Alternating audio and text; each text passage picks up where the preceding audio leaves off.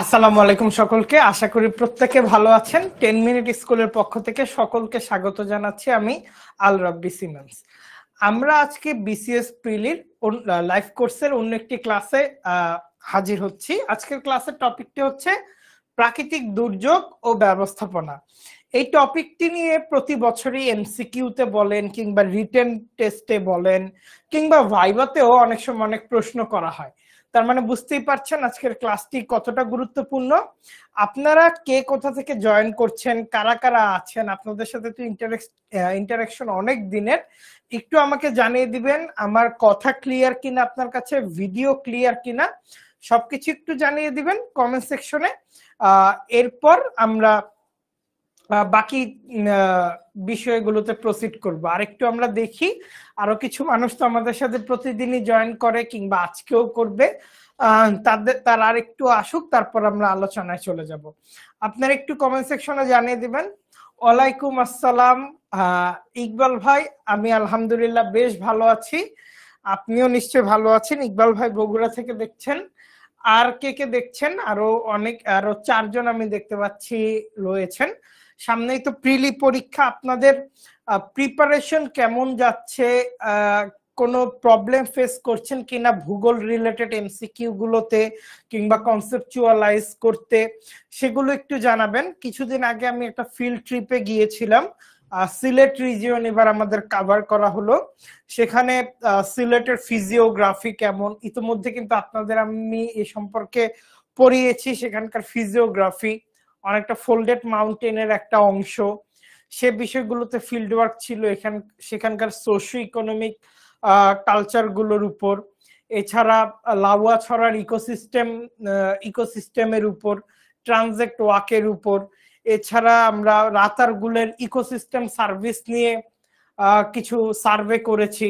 তো খুবই ভালো একটা ফিল্ড ট্রিপ কেটেছে। ফিল্ড ট্রিপ নিয়ে পরশুদিনই বাসায় এসেছি এবং আজকে আপনাদের সাথে অভিজ্ঞতাগুলো শেয়ার করলাম। ফারজানা আপু ইতিমধ্যে আমাদের সাথে জয়েন করেছেন। ওয়ালাইকুম আসসালাম। আলহামদুলিল্লাহ সবকিছুই ক্লিয়ার। আমরা আর একটা মিনিট দেখি, তারপর আমরা আমাদের মূল পড়াশোনায় প্রবেশ করব। কেমন একটু জানাবেন আপনাদের প্রিপারেশন কেমন যাচ্ছে? প্রিলি পরীক্ষা তো মনে হয় একটু কানে যা আসছে পেছাতে পারে, অনেকে বলছে যে রোজার ঈদের পর পরীক্ষাটা যেতে পারে। প্রাইমারিলিতে 9 মার্চ এই পরীক্ষাটার একটা ডেট ছিল, তো সে সময় আদৌ হচ্ছে কিনা সেটি নিয়ে অনেকেই সন্দিহান। সম্ভবত পেছাবেই। তো পেছালেও আপনাদের প্রিপারেশন যাতে না পেছায়, আপনাদের প্রিপারেশন যাতে ঠিক ট্র্যাকে থাকে, আপনার পেছাবে বলে একটু গা ছেড়ে দিব এমন ভাব যেন আমাদের শরীরে বা মনের মধ্যে না আসে। তাহলে দেখেন আজকে আমাদের আলোচ্য বিষয়গুলো কি। আজকে আমাদের আলোচ্য বিষয়গুলো হচ্ছে আপদ ও দুর্যোগ, প্রাকৃতিক দুর্যোগ, সাম্প্রতিক উল্লেখযোগ্য ঘূর্ণিঝড়, এছাড়া মানব সৃষ্ট দুর্যোগ ও দুর্যোগ ব্যবস্থাপনা, এছাড়া দুর্যোগ ব্যবস্থাপনায় আন্তর্জাতিক এবং আঞ্চলিক উদ্যোগ। তো অনেকে আমরা যেটা করে থাকি এই দুর্যোগের ক্ষেত্রে অনেক সময় আমরা দয় দীর্ঘ এটা হচ্ছে ব্যবহার করে থাকি। একটু দাঁড়াবেন। ওকে, দয় দীর্ঘ এটা ব্যবহার করে থাকি। আপনারা কি আমার লেখা দেখতে পাচ্ছেন? না লেখা বোধহয় দেখা যাচ্ছে না, একটু দাঁড়ান।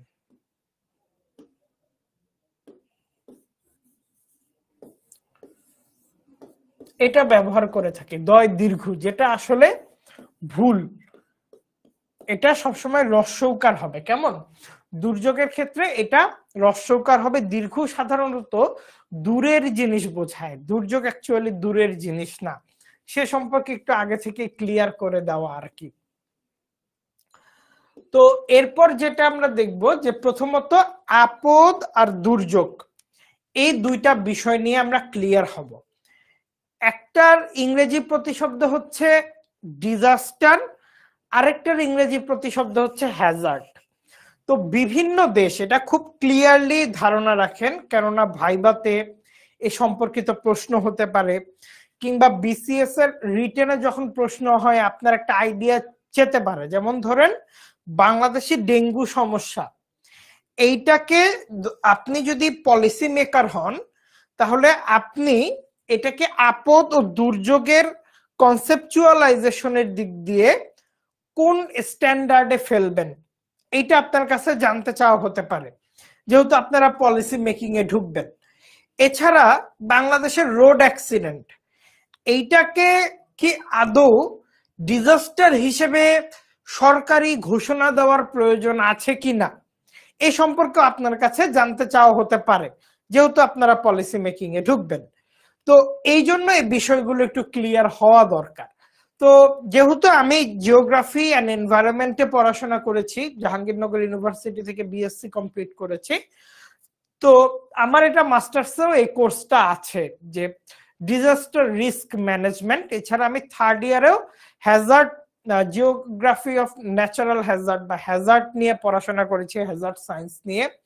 তো আমাদের প্রত্যেকটা পড়াশোনায় দুর্যোগ আর ডিজাস্টার মানে আপদ আর দুর্যোগটা রিলেটেড। তো আপদ কোনটা হবে আর দুর্যোগ কোনটা হবে এইটা মূলত আমরা দুর্যোগ ব্যবস্থাপনা ও ত্রাণ মন্ত্রণালয়, ministry of disaster management and relief, এই মানে মন্ত্রণালয়টাই ডিফাইন করে কোনটা অ্যাকচুয়ালি দুর্যোগ হবে কোনটা অ্যাকচুয়ালি আপদ হবে। এখানে একটা বিষয় আমি আরেকটু ক্লিয়ার করি, একটু মনোযোগ দিয়ে কথাগুলো শুনবেন, আমি পরে আবার কমেন্টগুলো পড়বো। হ্যাঁ, খুবই ইম্পর্টেন্ট এবং পলিসি মেকিং এর ক্ষেত্রে এই জিনিসগুলো জানা খুবই ইম্পর্টেন্ট। প্লাস আপনি যদি রিটেনে লিখতে পারেন, আপনি যদি আপনার ভাইভাতে উল্লেখ করতে পারেন, একটা গুড পারসেপশন আপনাকে নিয়ে তৈরি হবে। দেখেন এখানে একটা জিনিস হচ্ছে ত্রাণ, হ্যাঁ, এখানে সেটার ইংরেজি আমরা দেখছি রিলিফ। বর্তমানে নর্মালি এই ত্রাণ বা রিলিফ আমরা কি দেখি, মানে এটা একটা মানুষ বা একটা দেশ যখন বিপদের সম্মুখীন হয় তখন তাকে সাহায্য করার জন্য যে আর্থিক হোক বা সেটাকে কি বলি কোনো বস্তুগত বিষয় দিয়ে সাহায্য করতে যাওয়ার যে বিষয়টা সেটাকে আমরা ত্রাণ বলে জানি। বর্তমানে বেশিরভাগ এনজিওর ক্ষেত্রে কিংবা বাইরে থেকে কোনো সাহায্য এলে সেটাকে রিলিফ না বলে এখনকার পলিসি মেকাররা সেটাকে এইড বলতে পছন্দ করে। তার মানে রিলিফ এবং এইডের ক্ষেত্রে পার্থক্যটা হচ্ছে, আমরা রিলিফ মানে বোঝাচ্ছি ত্রাণ, এইটা অনেক আগে থেকে চলে আসে, কিন্তু রিলিফ জিনিসটা আমাদের মাথায় যেটা মানে গেঁথে যায় যে এটা একটা গরিব দুঃখীদের একটা কি বলবো সহায়তা দেওয়া। কিন্তু এখন এনজিও কিংবা অন্যান্য পলিসি মেকিং এর ক্ষেত্রে এই পারসেপশন গুলো চেঞ্জ হচ্ছে। এখন এটা সহায়তার বদলে সাহায্য শব্দটা প্রবেশ করতে যাচ্ছে, যার জন্য রিলিফের ক্ষেত্রে রিলিফের বদলে এখন অনেক জায়গায় আমরা এইড শব্দটা ব্যবহার করে থাকি। আশা করছি রিলিফ এবং এইডের যে ব্যাপারটা এই ব্যাপারটা আপনারা ক্লিয়ার। নির্মল বিশ্বাস ভাই আদাব, আলহামদুলিল্লাহ আমি বেশ ভালো আছি, ইতিমধ্যে 13 জন জয়েন করেছেন। ওকে, এখন আমরা এই ডিজাস্টার ম্যানেজমেন্ট এন্ড রিলিফ কর্তৃক যে সংজ্ঞাটা দেওয়া হয় সে সম্পর্কে একটু আলোচনা করব। প্রথমে আপনারা দেখেন আপদ বা হ্যাজার্ড, হ্যাজার্ড বলতে আমরা কি বুঝি, পরবর্তীতে আমরা দেখব দুর্যোগ কিংবা ডিজাস্টার বলতে আমরা কি বুঝি। এর আগের যে ক্লাসগুলোতে আপনারা জয়েন করেছিলেন আমাদের সাথে, এই ক্লাসটি যদি করে থাকেন অনেকের কাছে এই উদাহরণটি কিংবা এই ক্লাসটি ক্লিয়ার হওয়ার কথা। হ্যাঁ, আমি একটু বেসিকটা বুঝিয়ে যাই, অন্য জিনিসগুলো তো রিডিং পড়ার ব্যাপারগুলো তো আপনি পড়তেই পারবেন। দেখেন আপনারা একটু কমেন্টে ইন্টারাকশন করবেন এই সেকশনটা, সেটা হচ্ছে আপনাদের যাদের বাসা একটু গ্রামে তো কিংবা শহরেও তো এখন এটা প্রচলিত, একটা সময় দেখবেন যে একটু বৃষ্টি হলে কিংবা নদীর পানি বাড়লে একটা সার্টেন পিরিয়ডে, ধরেন এইটা হচ্ছে নদী, একটা সার্টেন পিরিয়ডে কিছু পরিমাণ পানি এসে একটা নির্দিষ্ট এলাকায় জমা হয়। ধরা যাক সকালে জমা হলো, পরবর্তীতে আবার বিকালে এই পানিটা চলে যায়। এমন এমন বিষয়গুলো কি আপনারা লক্ষ্য করেছেন? একটু কমেন্ট সেকশনে জানাবেন। এমন ঘটনার কি এক্সপেরিয়েন্স আপনারা করেছেন? একটু কমেন্ট সেকশনে জানাবেন। একটু যদি জানান যে অনেক সময় আমরা দেখি সকালে বাড়ির উঠানে কিংবা আশেপাশের জমিতে পানি এসেছে, পরবর্তীতে আবার পানিগুলো সরে গিয়েছে। এমন ঘটনা ঘটছে না বা ঘটেছে না আপনাদের ক্ষেত্রে? একটু কমেন্ট সেকশনে জানান, আমি অন্য বিষয়গুলো একটু বলতে থাকি। আবার কিছু ক্ষেত্রে দেখবেন সে একই এলাকায় নদীর পানি এসে জমা হচ্ছে এবং তা দীর্ঘদিন থাকছে। দীর্ঘদিন থেকে আপনার যান মাল, গবাদি পশু কিংবা আর্থিক কিংবা মানসিক বিভিন্ন ধরনের সমস্যা তৈরি করছে। যেমন উর্মি আপু বলছে, জি আমাকে স্যার বলতে হবে না, হ্যাঁ আমাকে ভাই বললেই হবে, আমাকে স্যার না বললেও হবে। তো এরকম ক্ষেত্রে আমরা অনেক সময় দেখি যে একটা ক্ষেত্রে পানি এসে জমা হয়ে সকালে জমা হয়ে বিকালে চলে যাচ্ছে, আরেকটা ক্ষেত্রে পানিটা দীর্ঘদিন ধরে জমা থাকছে। খুব ভালো মতো বুঝবেন, হ্যাঁ। এই ক্ষেত্রে দেখেন এই সকাল এবং বিকালের যে ঘটনাটা, এক্ষেত্রে আমাদের আর্থিক কিংবা অন্যান্য জীবনযাত্রার কোনো ক্ষতি হচ্ছে না, শুধুমাত্র আমাদের একটা বিপদের সম্মুখীন করাচ্ছে, আবার এই বিপদটা খুব দ্রুত কেটে যাচ্ছে। এখন এই বিপদটা যদি দীর্ঘস্থায়ী হয় এবং এই বিপদে যদি আমাদের ক্ষয়ক্ষতি সাধন হয় এবং সেটা সিগনিফিক্যান্টলি বা উল্লেখযোগ্য হারে, তখন আমরা এটাকে বলি ডিজাস্টার। আর যদি এই ঘটনাটার পরিস্থিতিটা যদি আমাদের ওই পরিমাণ ক্ষয়ক্ষতি না ঘটায়, যতটুকুর মধ্যে আমরা থাকলাম, সেটাকে বলবো হ্যাজার্ড। যেমন দেখেন এইখানে যে সংজ্ঞাটা দেওয়া, মানুষের স্বাভাবিক জীবনযাত্রাকে বিপদ ও হুমকির মধ্যে নিপতিত করে এবং জীবিকা নির্বাহের প্রয়োজনীয় উপাদান সমূহের ভয়াবহ বা অপূরণীয় ক্ষতি সাধন করতে সচেষ্ট, এরকম জিনিসপত্রগুলোকে আমরা আপদ বা হ্যাজার্ড বলবো। আর কোন জিনিসকে ডিজাস্টার কখন বলবো?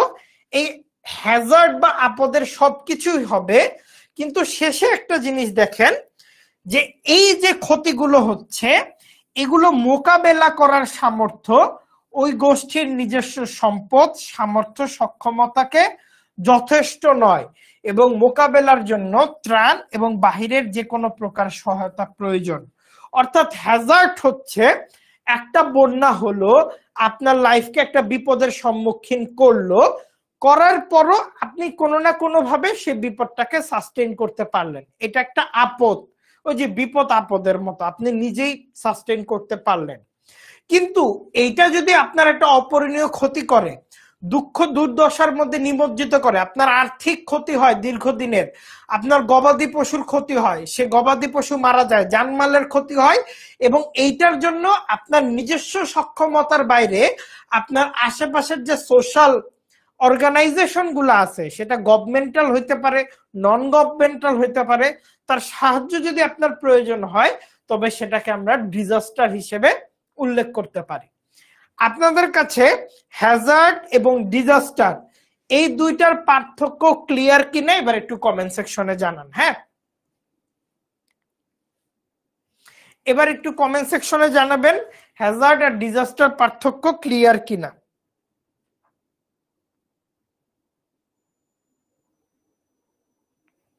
একটু জানাবেন কমেন্ট সেকশনে হ্যাজার্ড এবং ডিজাস্টারের পার্থক্য কতটুকু ক্লিয়ার।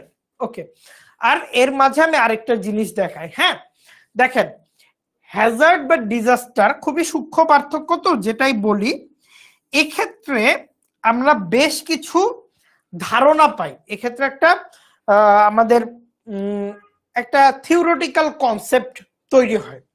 যেমন আমরা যদি এটাকে একটা বক্স কল্পনা করি এবং এইচ দিয়ে এখানে হ্যাজার্ড লিখলাম, আর এখানে পি দিয়ে প্রবাবিলিটি লিখলাম। প্রবাবিলিটি বলতে একটা হ্যাজার্ড হওয়ার প্রবাবিলিটি বা সম্ভাব্যতা কতটুকু। এখন এই হ্যাজার্ডটা যদি আমরা দেখি, তাহলে ধরেন হ্যাজার্ড যত বাড়বে তার মানে এটার মানে ক্ষতি তত বেশি হবে, যার জন্য এখানে হাই লিখলাম। আর এখানে লো লিখলাম, তেমনি এখানে যেহেতু লো আছে এখানে হাই থাকবে। তো এক্ষেত্রে আপনারা দেখবেন সবচেয়ে কম এই লো ক্যাটাগরিতে সবচেয়ে কম ক্ষতি হবে এনভায়রনমেন্টাল, এইটা পর্যন্ত হ্যাজার্ড থাকবে এবং এই ক্ষতিটা এনভায়রনমেন্ট নিচ থেকেই কাটায় উঠবে। এর পরবর্তীতে সবচেয়ে বেশি ক্ষতি হবে দুইটা জিনিসের, যেটা হিউম্যানের সাথে মনে করেন সরাসরি রিলেটেড। হিউম্যানের সাথে সরাসরি রিলেটেড সেটা হচ্ছে গুডস এবং লাইফ, অর্থাৎ জানমাল এবং লাইফ বা জীবনের। এক্ষেত্রে এনভায়রনমেন্টে আমরা দেখছি লো, অর্থাৎ লোয়ার যে ক্ষয়ক্ষতি, এরপর আমরা দেখছি মিডিয়াম অর্থাৎ মধ্যম মানের ক্ষয়ক্ষতি, এরপর আমরা দেখছি হাই অর্থাৎ হাই রিস্ক বা সবচেয়ে বেশি ক্ষয়ক্ষতি। এবং হ্যাজার্ড ডিজাস্টারের ক্ষেত্রে আরেকটা গুরুত্বপূর্ণ বিষয় হচ্ছে আপনারা যদি এমডিসি অথবা এলডিসির মধ্যে তুলনা করেন, এমডিসি কি আর এলডিসি কি এটা সম্পর্কে একটু জানান তো। এলডিসি আর এমডিসি কি এটা সম্পর্কে একটু জানাবেন। এলডিসি এবং এমডিসি কি এটা সম্পর্কে একটু জানাবেন। আমি একটু পানি খেয়ে নিই। জি, একটু জানাবেন এলডিসি এবং এমডিসি কি। একটু কমেন্ট গুলো দেখি, আগের বারের কমেন্ট গুলো ক্লিয়ার। ওকে, হ্যাঁ, উর্মি আপু, ইকবাল ভাই, ফারজানা আপু,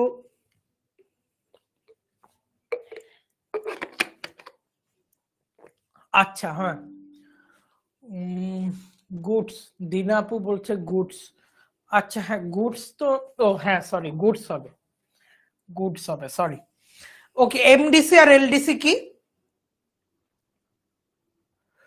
এমডিসি আর এলডিসি কি? মোর ডেভেলপড কান্ট্রি, ইয়েস ফারজান আপু। আর এলডিসি লেস বা লিস্ট ডেভেলপড কান্ট্রি। দেখেন এই দুইটা ক্ষেত্রে হ্যাজার্ডের ব্যাপারটা যদি আমরা বলি, এই এমডিসি এবং এলডিসির ক্ষেত্রে কমন ব্যাপারটা হইতেছে এনভায়রনমেন্টাল ডিগ্রেডেশন হবে দুই ক্ষেত্রে, দুইটা দেশে, এবং সেই এনভায়রনমেন্টাল ডিগ্রেডেশনটা কিন্তু লো লেভেলে হবে। হ্যাঁ, কিন্তু অন্যান্য ক্ষতির ক্ষেত্রে এলডিসির ক্ষেত্রে যত যাবে আমরা হ্যাজার্ড তত ফ্রিকুয়েন্ট দেখতে পারবো এবং এই হ্যাজার্ডের মাত্রা তত হাই দেখতে পারবো এবং সেটা ডিজাস্টারে পরিণত হবে। তার মানে একটা ঘূর্ণিঝড়, একটা ঘূর্ণিঝড় আমেরিকাতে ডিজাস্টার নাও হইতে পারে, কিন্তু সেই একই মাত্রার ঘূর্ণিঝড় যদি শ্রীলঙ্কায় হয় কিংবা বাংলাদেশে হয় সেটা কিন্তু আমাদের ক্ষেত্রে ডিজাস্টার হয়ে যাবে। ক্লিয়ার? আবারও বলি, একটা বন্যা এমন ভাবে ক্ষতি করলো নেদারল্যান্ডের যে তারা কিছুক্ষণের মধ্যে সেটা সলভ করে ফেললো প্রবলেমটা।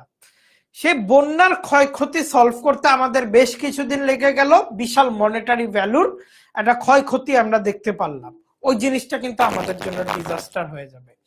এই জন্য এলডিসির জন্য যে জিনিসটা ডিজাস্টার, এমডিসির জন্য সে জিনিসটা ডিজাস্টার নাও হইতে পারে। আশা করতেছি দুর্যোগ এবং আপদ, হ্যাজার্ড এবং ডিজাস্টার বাংলাটা মনে থাকে না, দুর্যোগ এবং আপদের এই বিষয়টা আপনারা পুরোপুরি ক্লিয়ার। এমডিসি এলডিসি এনভায়রনমেন্টাল ডিগ্রেডেশনের ক্ষেত্রে, তারপরে মানে মালের ক্ষয়ক্ষতির ক্ষেত্রে, সম্পদের ক্ষয়ক্ষতির ক্ষেত্রে এবং জীবনের ক্ষয়ক্ষতির ক্ষেত্রে এই হ্যাজার্ডটা কিভাবে প্রভাব ফেলে আপনারা আশা করছি এই বিষয়টা ক্লিয়ার হয়েছে। ক্লিয়ার হলে একটু মেসেজ কমেন্ট বক্সে লিখে দিবেন। দেখেন তো দুর্যোগ ব্যবস্থাপনা আইন 2012 অনুসারে যদি আমরা দেখি, দুর্যোগকে সাধারণত আমরা দুই ভাগে ভাগ করতে পারি। হ্যাঁ, একটা হচ্ছে প্রাকৃতিক, একটা হচ্ছে মানব সৃষ্ট। আরো অনেকে আরো ব্রডলি ভাগ করে, যেমন কেউ কেউ টেকনোলজিক্যাল হ্যাজার্ডেও ভাগ করে, কিন্তু সেটাও মানব সৃষ্ট দুর্যোগের মধ্যে আনা যায়।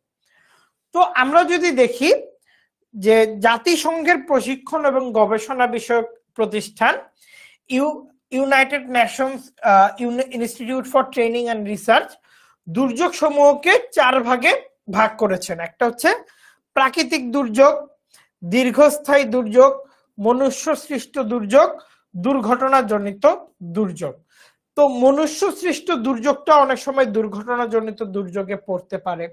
দীর্ঘস্থায়ী দুর্যোগের মধ্যে মহামারী, খরা আছে। এই খরাকে আবার দেখবেন অনেক সময় প্রাকৃতিক ভাবে ভাগ করা যায়, অনেক সময় মনুষ্য সৃষ্ট করা যায়। দেখা যায় অনেক সময়, যেমন ধরেন বাংলাদেশের উত্তরাঞ্চলে একটা খরা তৈরি হতে পারে তিস্তার পানি না দেওয়ার ফলে। এটা কিন্তু নদীর নিয়মে নদী চলতেছে, কিন্তু মানুষ নদীর ফ্লোকে কি করতেছে, নদীর ফ্লোকে মানুষ কন্ট্রোল করতেছে, যার জন্য একটা দুর্যোগ তৈরি হতে পারে। তো যার ফলে এটাকে আবার মানব সৃষ্ট দুর্যোগও বলা যায়। হ্যাঁ, তো আবার আমি আমার এক স্যার আছেন, উনি আবার একটা পিএইচডি করে আসছেন অস্ট্রেলিয়া থেকে, মোনাস ইউনিভার্সিটি থেকে। তো স্যারের পিএইচডি আবার ছিল ড্রটের উপর। তো ওই ড্রটটা উনি আবার একটা এক্সট্রা ভাগ করছে টেকনোলজিক্যাল ড্রট, অর্থাৎ প্রকৃতিও ঠিক আছে, মানুষও ঠিক আছে, কিন্তু এনাফ টেকনোলজি না থাকার জন্য মানুষ প্রকৃতির ওই পানিটা কাজে লাগাইতে পারতেছে না। তো উনি আবার আরেক পারসেপশন থেকে চিন্তা করছে। তো আমি তো এখানে বিভিন্ন ধরনের উদাহরণগুলো আছে, উদাহরণগুলো পড়বেন। এই উদাহরণগুলো খুবই ইম্পর্টেন্ট সরকারি চাকরির পরীক্ষাগুলোতে আসার জন্য। তো দেখেন এখানে বিভিন্ন 13টি প্রাকৃতিক দুর্যোগ চিহ্নিত করছে বাংলাদেশের ডিজাস্টার ম্যানেজমেন্ট। এর মধ্যে 2016 সালে থান্ডার স্টর্ম বা বজ্রপাতকে দুর্যোগ হিসেবে কিন্তু চিহ্নিত করা আছে।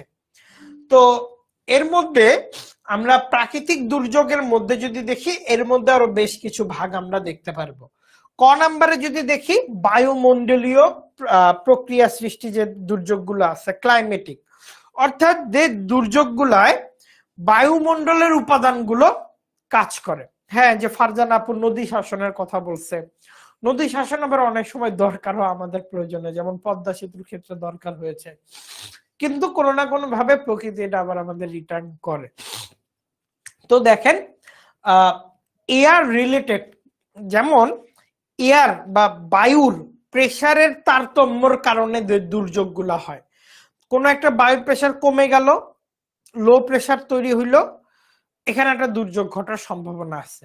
যেমন ঝড়, ঘূর্ণিঝড়, কালবৈশাখী, টর্নেডো, হেরিকেন। বায়ুতে যদি অ্যাটমসফিয়ারের পরিমাণ পানির পরিমাণ কমে যায় অনেক ক্ষেত্রে, বা অনেক বায়ুর টেম্পারেচার যদি অনেক সময় বেড়ে যায়, যেমন এই বছর হওয়ার সম্ভাবনা আছে এল নিনোর বছর, তো খরার মতো ঘটনা ঘটতে পারে। তো এই সবগুলা ঝড়েরই একটাই মেকানিজম, মাঝখানে লো প্রেসার তৈরি হবে, চারদিকে হাই প্রেসার থাকবে, এবং চারদিক থেকে বাতাস এই লো প্রেসারে চলে আসবে। তো এটাই মেকানিজম। হ্যাঁ, এরপর যদি দেখি প্রাকৃতিক দুর্যোগের ক্ষেত্রে ভূপৃষ্ঠে এক্সোজেনেটিক জিনিসটা হচ্ছে পৃথিবীর উপরে, পৃথিবীর সারফেসের উপরে। ধরেন এইটা যদি আমরা আর্থ সারফেস কল্পনা করি, এর উপরেরটা হচ্ছে এক্সোজেনিক, নিচেরটা হচ্ছে এন্ডোজেনিক। এন্ডোজেনিক কি হতে পারে? পৃথিবীর ভিতরের যে ভূকম্পন হতে পারে, এটা এন্ডোজেনিক প্রসেসের ফল। আবার এক্সোজেনিক প্রসেসের ফল পৃথিবীর উপরের গুলা, যেমন বন্যা, নদী ভাঙন, উপকূলীয় ভাঙন, ভূমিধস, এগুলো সব পৃথিবীর উপরে হচ্ছে। আর এন্ডোজেনিকে আমরা কি দেখতে পারি? ভূমিকম্প, অগ্নুৎপাত, যেগুলো একদম নিচের পৃথিবীর আর্থ সারফেসের নিচের এরিয়ার সাথে সংযুক্ত। তো এক্সোজেনিক এবং এন্ডোজেনিকের ব্যাপারগুলো আশা করতেছি আপনারা ক্লিয়ার। তো বাংলাদেশে কিন্তু এক্সোজেনিক দুর্যোগের ঝুঁকি অধিক, কিন্তু এন্ডোজেনিক দুর্যোগের ম্যাগনিটিউড কিংবা মাত্রা অনেক বেশি হয়। ধরেন বন্যায় যে ক্ষয়ক্ষতিটা হয়, সেটা একটা ভূমিকম্প দিয়ে ওরকম 3টা বন্যার ক্ষয়ক্ষতির সমান হয়ে যেতে পারে, যদি ওই মাত্রা ভূমিকম্প হয় আর কি। তো ম্যাগনিটিউডের ক্ষেত্রে আবার এন্ডোজেনিক একটা বড় প্রভাব রাখে। তো এখন একটু আমাকে এই প্রশ্নের একটু উত্তর দেন, আমি একটু নাম্বার লিখে দিচ্ছি। 1, তো নিচের কোনটি মানব সৃষ্ট আপদ নয়? এটা একটু উল্লেখ করবেন আমাকে। আমি একটু পানি খাই। জি, নিচের কোনটি মানব সৃষ্ট আপদ নয় একটু জানাবেন। নিচের কোনটি মানব সৃষ্ট আপদ নয়?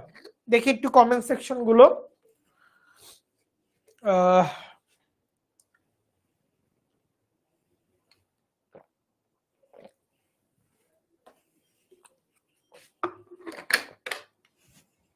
ওকে, উত্তর এখনো আসে নাই, তবু দেখে নেই। ওকে, অনেকে বলছে ডি নরওয়েস্টার কালবৈশাখী মানব সৃষ্ট আপদ নয়। আবার বলছে একের সি ইকবাল ভাই। বিজয়ী আপু বলছে ডি মানব সৃষ্ট আপদ নয়, মানে প্রাকৃতিক আপদ, তার মানে কালবৈশাখী হবে। নরওয়েস্টার লেখা দেখেন, নরওয়েস্টার শব্দটি কিভাবে আসছে, এটা তো নর্থ, এটা ইস্ট, এটা সাউথ, এটা ওয়েস্ট। কালবৈশাখীর বাতাস সাধারণত এই যে নর্থের মাঝখান দিয়ে প্রবাহিত হয়, যার জন্য এটাকে বলে নরওয়েস্টার। তো এবার আমরা একটু ঘূর্ণিঝড়ের মেকানিজমটা দেখি, যেটা আমি ইতোমধ্যে আপনাদের সাথে আলাপ করেছি। দেখেন, এটাকে বলা হচ্ছে একটা সাময়িক প্রাকৃতিক দুর্যোগ, এবং এটা গ্রিক শব্দ কাইক্লোস থেকে এসেছে, যেটার অর্থ হচ্ছে কয়েল অফ স্নেকস, মানে সাপের একটা কুণ্ডলী। হ্যাঁ হ্যাঁ হ্যাঁ, ফারজান আপু আমাদের কমেন্ট একটু স্লো যাচ্ছে, মানে আমি স্লো দেখতে পাচ্ছি আর কি, আপনারা ঠিক টাইমে কমেন্ট করতেছেন। ওকে, প্যারা নেই। তো সাপের কুণ্ডলী, সাপ যদি কয়েলটাকে চিন্তা করি, অনেকগুলো সাপ এটাকে কুণ্ডলী আকারে মানে পেঁচিয়ে আছে। তো ঘূর্ণিঝড়ের মেকানিজমের ক্ষেত্রে আমি একটু দেখি। ওকে, ঘূর্ণিঝড়ের মেকানিজমের ক্ষেত্রে প্রথমটা খুবই ইম্পর্টেন্ট, আগে আমি একটু বেসিকটা বুঝাই। হয় কি, সমুদ্রে কিছু কিছু এলাকায় অনেক সময় টেম্পারেচার, এই যে আমি টি দিয়ে এরকম একটা সাইন দিলাম, টেম্পারেচার বেড়ে যায়। টেম্পারেচার বেড়ে যাওয়া মানে মানব সৃষ্ট দুর্যোগ কেমন করে ভাই, মানব সৃষ্ট দুর্যোগ কেমন হয়, প্রশ্নটা কি এমন? ধরেন করোনা একটা মানব সৃষ্ট দুর্যোগ হইতে পারে, রোড অ্যাক্সিডেন্ট একটা মানব সৃষ্ট দুর্যোগ হইতে পারে, এগুলা মানব সৃষ্ট দুর্যোগ। আগুন লাগা, ফায়ার ইনসিডেন্ট একটা মানব সৃষ্ট দুর্যোগ হইতে পারে। দেখেন, টেম্পারেচার বেড়ে গেলে হয় কি, বায়ু হালকা হয়ে যায়, এবং হালকা বায়ু উপরের দিকে উঠে যায়, এটার পদ্ধতিটা পরিচলন পদ্ধতি। তো হালকা বায়ু যখন উপরের দিকে উঠে যায়, মাঝের যে এরিয়াটা একটা লো প্রেসার ক্রিয়েট হয়, অর্থাৎ টেম্পারেচার বাড়লে প্রেসার কমবে। হ্যাঁ, প্রেসার কমবে, এবং প্রেসারটা কি হবে, লো প্রেসার। ওকে, সমুদ্রে অনেক জায়গায় এরকম মাঝখানে টেম্পারেচার বেড়ে যায় এবং একটা লো প্রেসার ক্রিয়েট হয়। তখন চারপাশে যে হাই প্রেসার জোন আছে, যেটা টেম্পারেচার স্বাভাবিক বা এই অংশের তুলনায় বেশি, সেই হাই প্রেসার জোন থেকে বায়ু এই লো প্রেসার জোনে আসতে থাকে, এবং এইভাবেই সাধারণত একটা ঘূর্ণিঝড়ের সৃষ্টি হয়। তো এটা হচ্ছে ঘূর্ণিঝড়ের বেসিক আইডিয়া। তো এই সাইক্লোন তৈরিতে সাগরের তাপমাত্রা নরমালি 26-27 ডিগ্রি সেলসিয়াসের বেশি হতে হয়। এই মাঝের যে অংশটা আমি বলতেছি তাপমাত্রা, এটি মনে করেন 26-27 ডিগ্রির বেশি হতে হয়, এবং এই তাপমাত্রাটা 3 দিন ধরে স্থায়ী থাকতে হয়। 3 দিন ধরে এই তাপমাত্রাটা স্থায়ী থাকতে হয়, এবং মাঝের যে অংশ, সেখানে আস্তে আস্তে সাইক্লোনের একটি চোখ তৈরি হয়, যেই চোখের মাধ্যমে সাইক্লোনের যে গতিবিধি সেগুলো পর্যবেক্ষণ করা যায়। তো এভাবেই সাধারণত দুটি কারণ, প্রথমত নিম্নচাপ এবং উচ্চ তাপমাত্রার কারণে এই সাইক্লোন গুলো তৈরি হয়ে থাকে।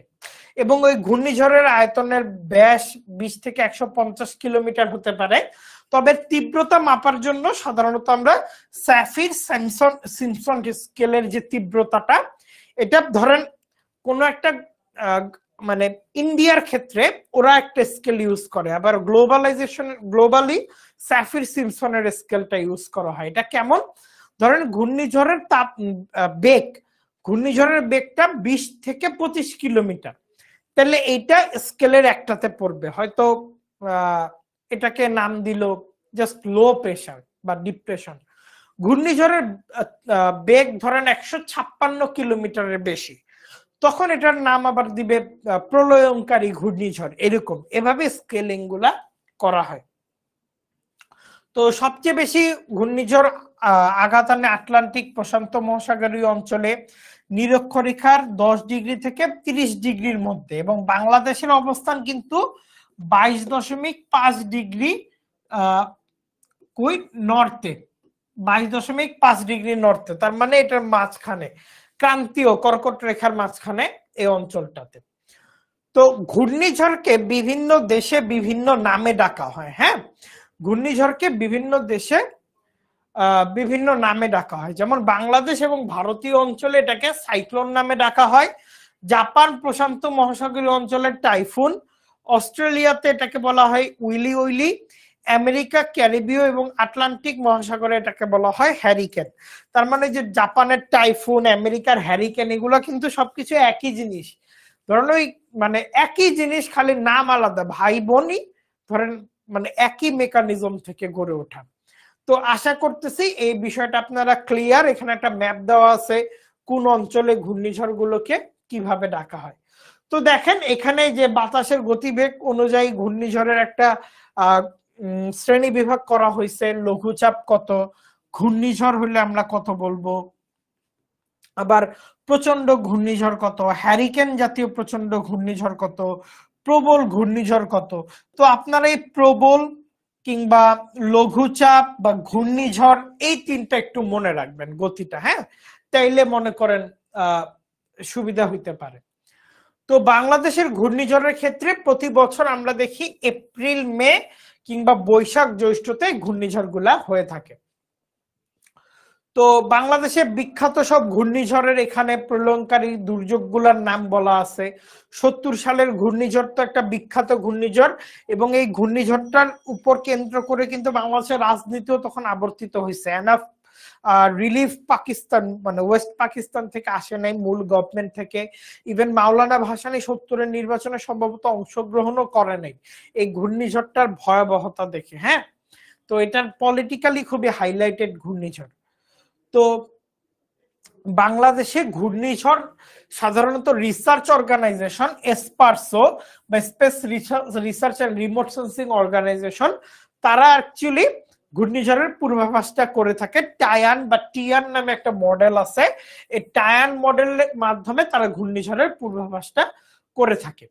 তো বাংলাদেশের ঘূর্ণিঝড় প্রবণ এলাকার একটা ম্যাপ যদি আপনাদের দেখাই, এর আগে তো আপনাদের ম্যাপ আঁকা শিখাইছি। তো উচ্চ বায়ু প্রবাহ অঞ্চল এলাকা, এটা নরমালি সাধারণত নোয়াখালী, সাতক্ষীরা এই বেলটা। ঝুঁকিপূর্ণ এলাকা যেখানে 1 মিটারের কম জলোচ্ছ্বাস হবে, সেটা এক্ষেত্রে পটুয়াখালী, নোয়াখালী, চিটাগং এর খুব থিন একটা কোস্ট জুড়ে। আপনারা এটা যখন পেয়ে যাবেন, এই ম্যাপটা যখন পেয়ে যাবেন, তখন আপনারা দেখবেন। এবং অধিক ঘূর্ণিঝড় এলাকা সেটা একদম কোস্টের কাছাকাছি অঞ্চলগুলো, যেটা 1 মিটারের অধিক জলোচ্ছ্বাস এক্সপেরিয়েন্স করবে।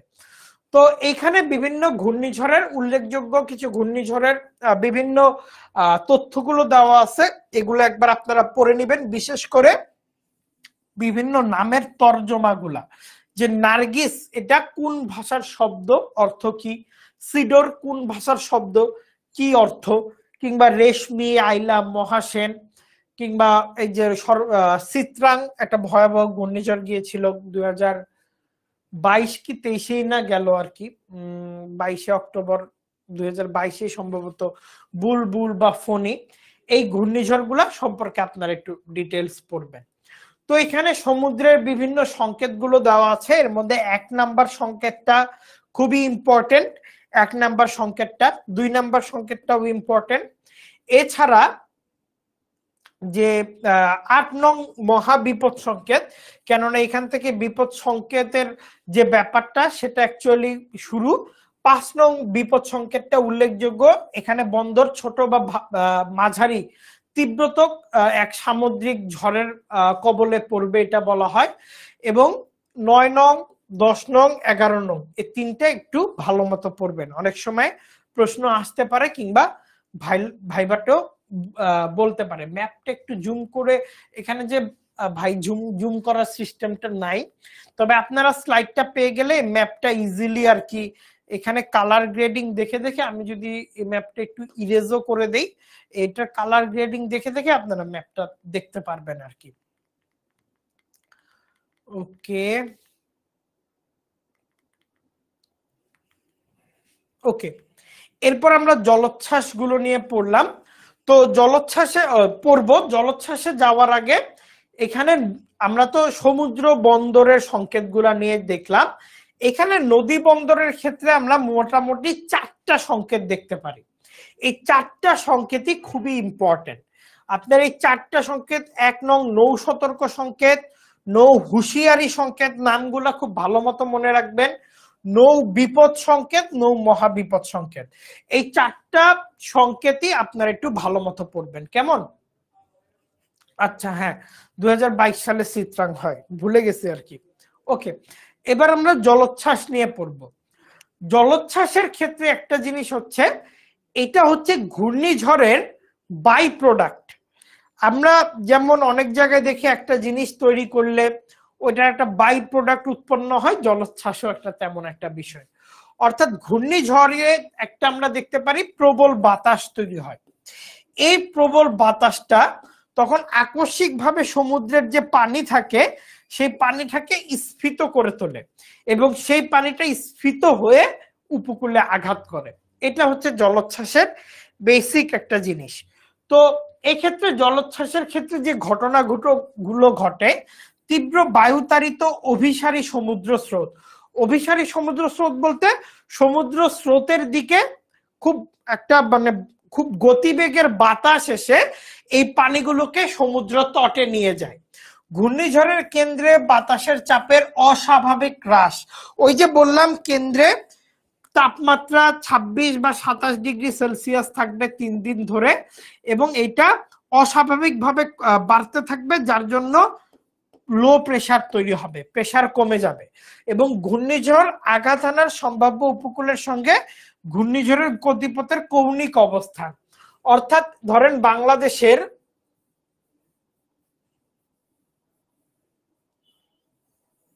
এই উপকূলে ঘূর্ণিঝড় আঘাত আনবে, হ্যাঁ, তো ঘূর্ণিঝড় আছে এইখানে, তো এইটার কৌণিক অবস্থানটা মোটামুটি এই জলোচ্ছ্বাসের উপরও ডিপেন্ড করে যে কোন অবস্থানে। এটা যদি একদম 90 ডিগ্রিতে আসে তখন অ্যাকচুয়ালি এই পানিটাকে এদিকে নিয়ে যাওয়া ইজি হয়, যতটা কৌণিক অবস্থানে মানে কৌণিক বেশি হলে ইজি না হয়। তো এক্ষেত্রে আমরা দেখতে পারি যে সাগরের অগভীর অংশে বা মহীসোপানে ঘূর্ণিঝড়ের আগমন। সাধারণত সাগরের অংশগুলো যদি আমরা দেখি তাহলে অনেকটা এভাবে নেমে যাবে। এটা হচ্ছে বিচ, যেখানে মনে করেন আমরা সাধারণত যাই। ঠিক এরপর 1 ডিগ্রি কোণে একটা অংশ আস্তে আস্তে নেমে যায়, এটা কিন্তু ডিগ্রি।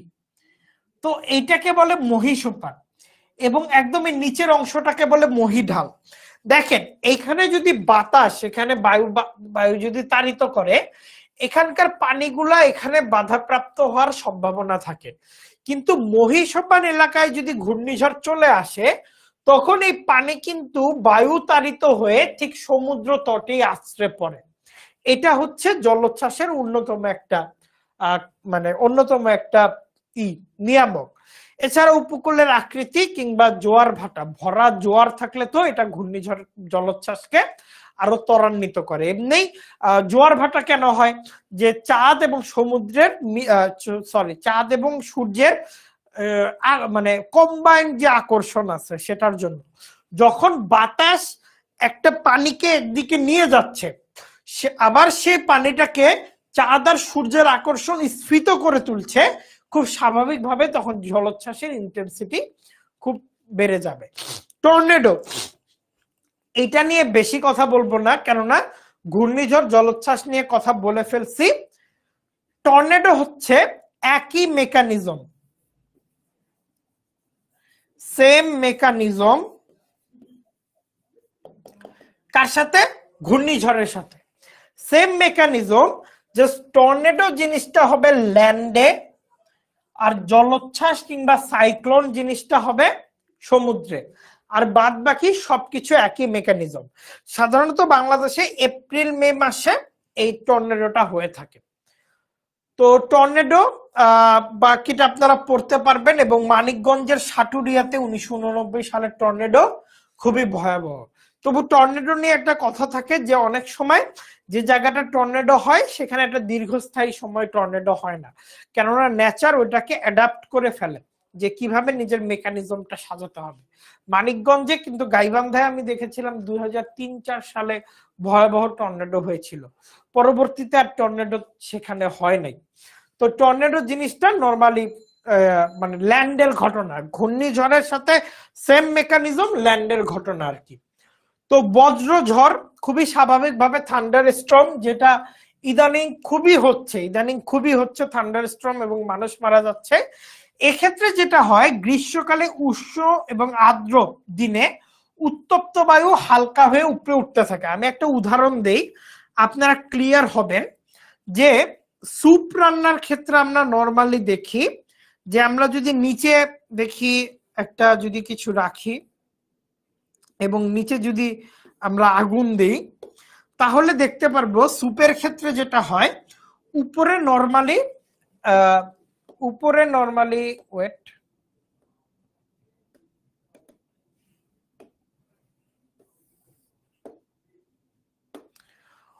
উপরে নর্মালি ঠান্ডা পানি থাকে, নর্মালি মানে গরম হলে তো একটু গরম হবেই তুলনামূলকভাবে। এইটা যখন আবার নিচে চলে আসে, তখন এই আগুনের প্রভাবে এই পানিটা আস্তে আস্তে উষ্ণ হয়ে যায়।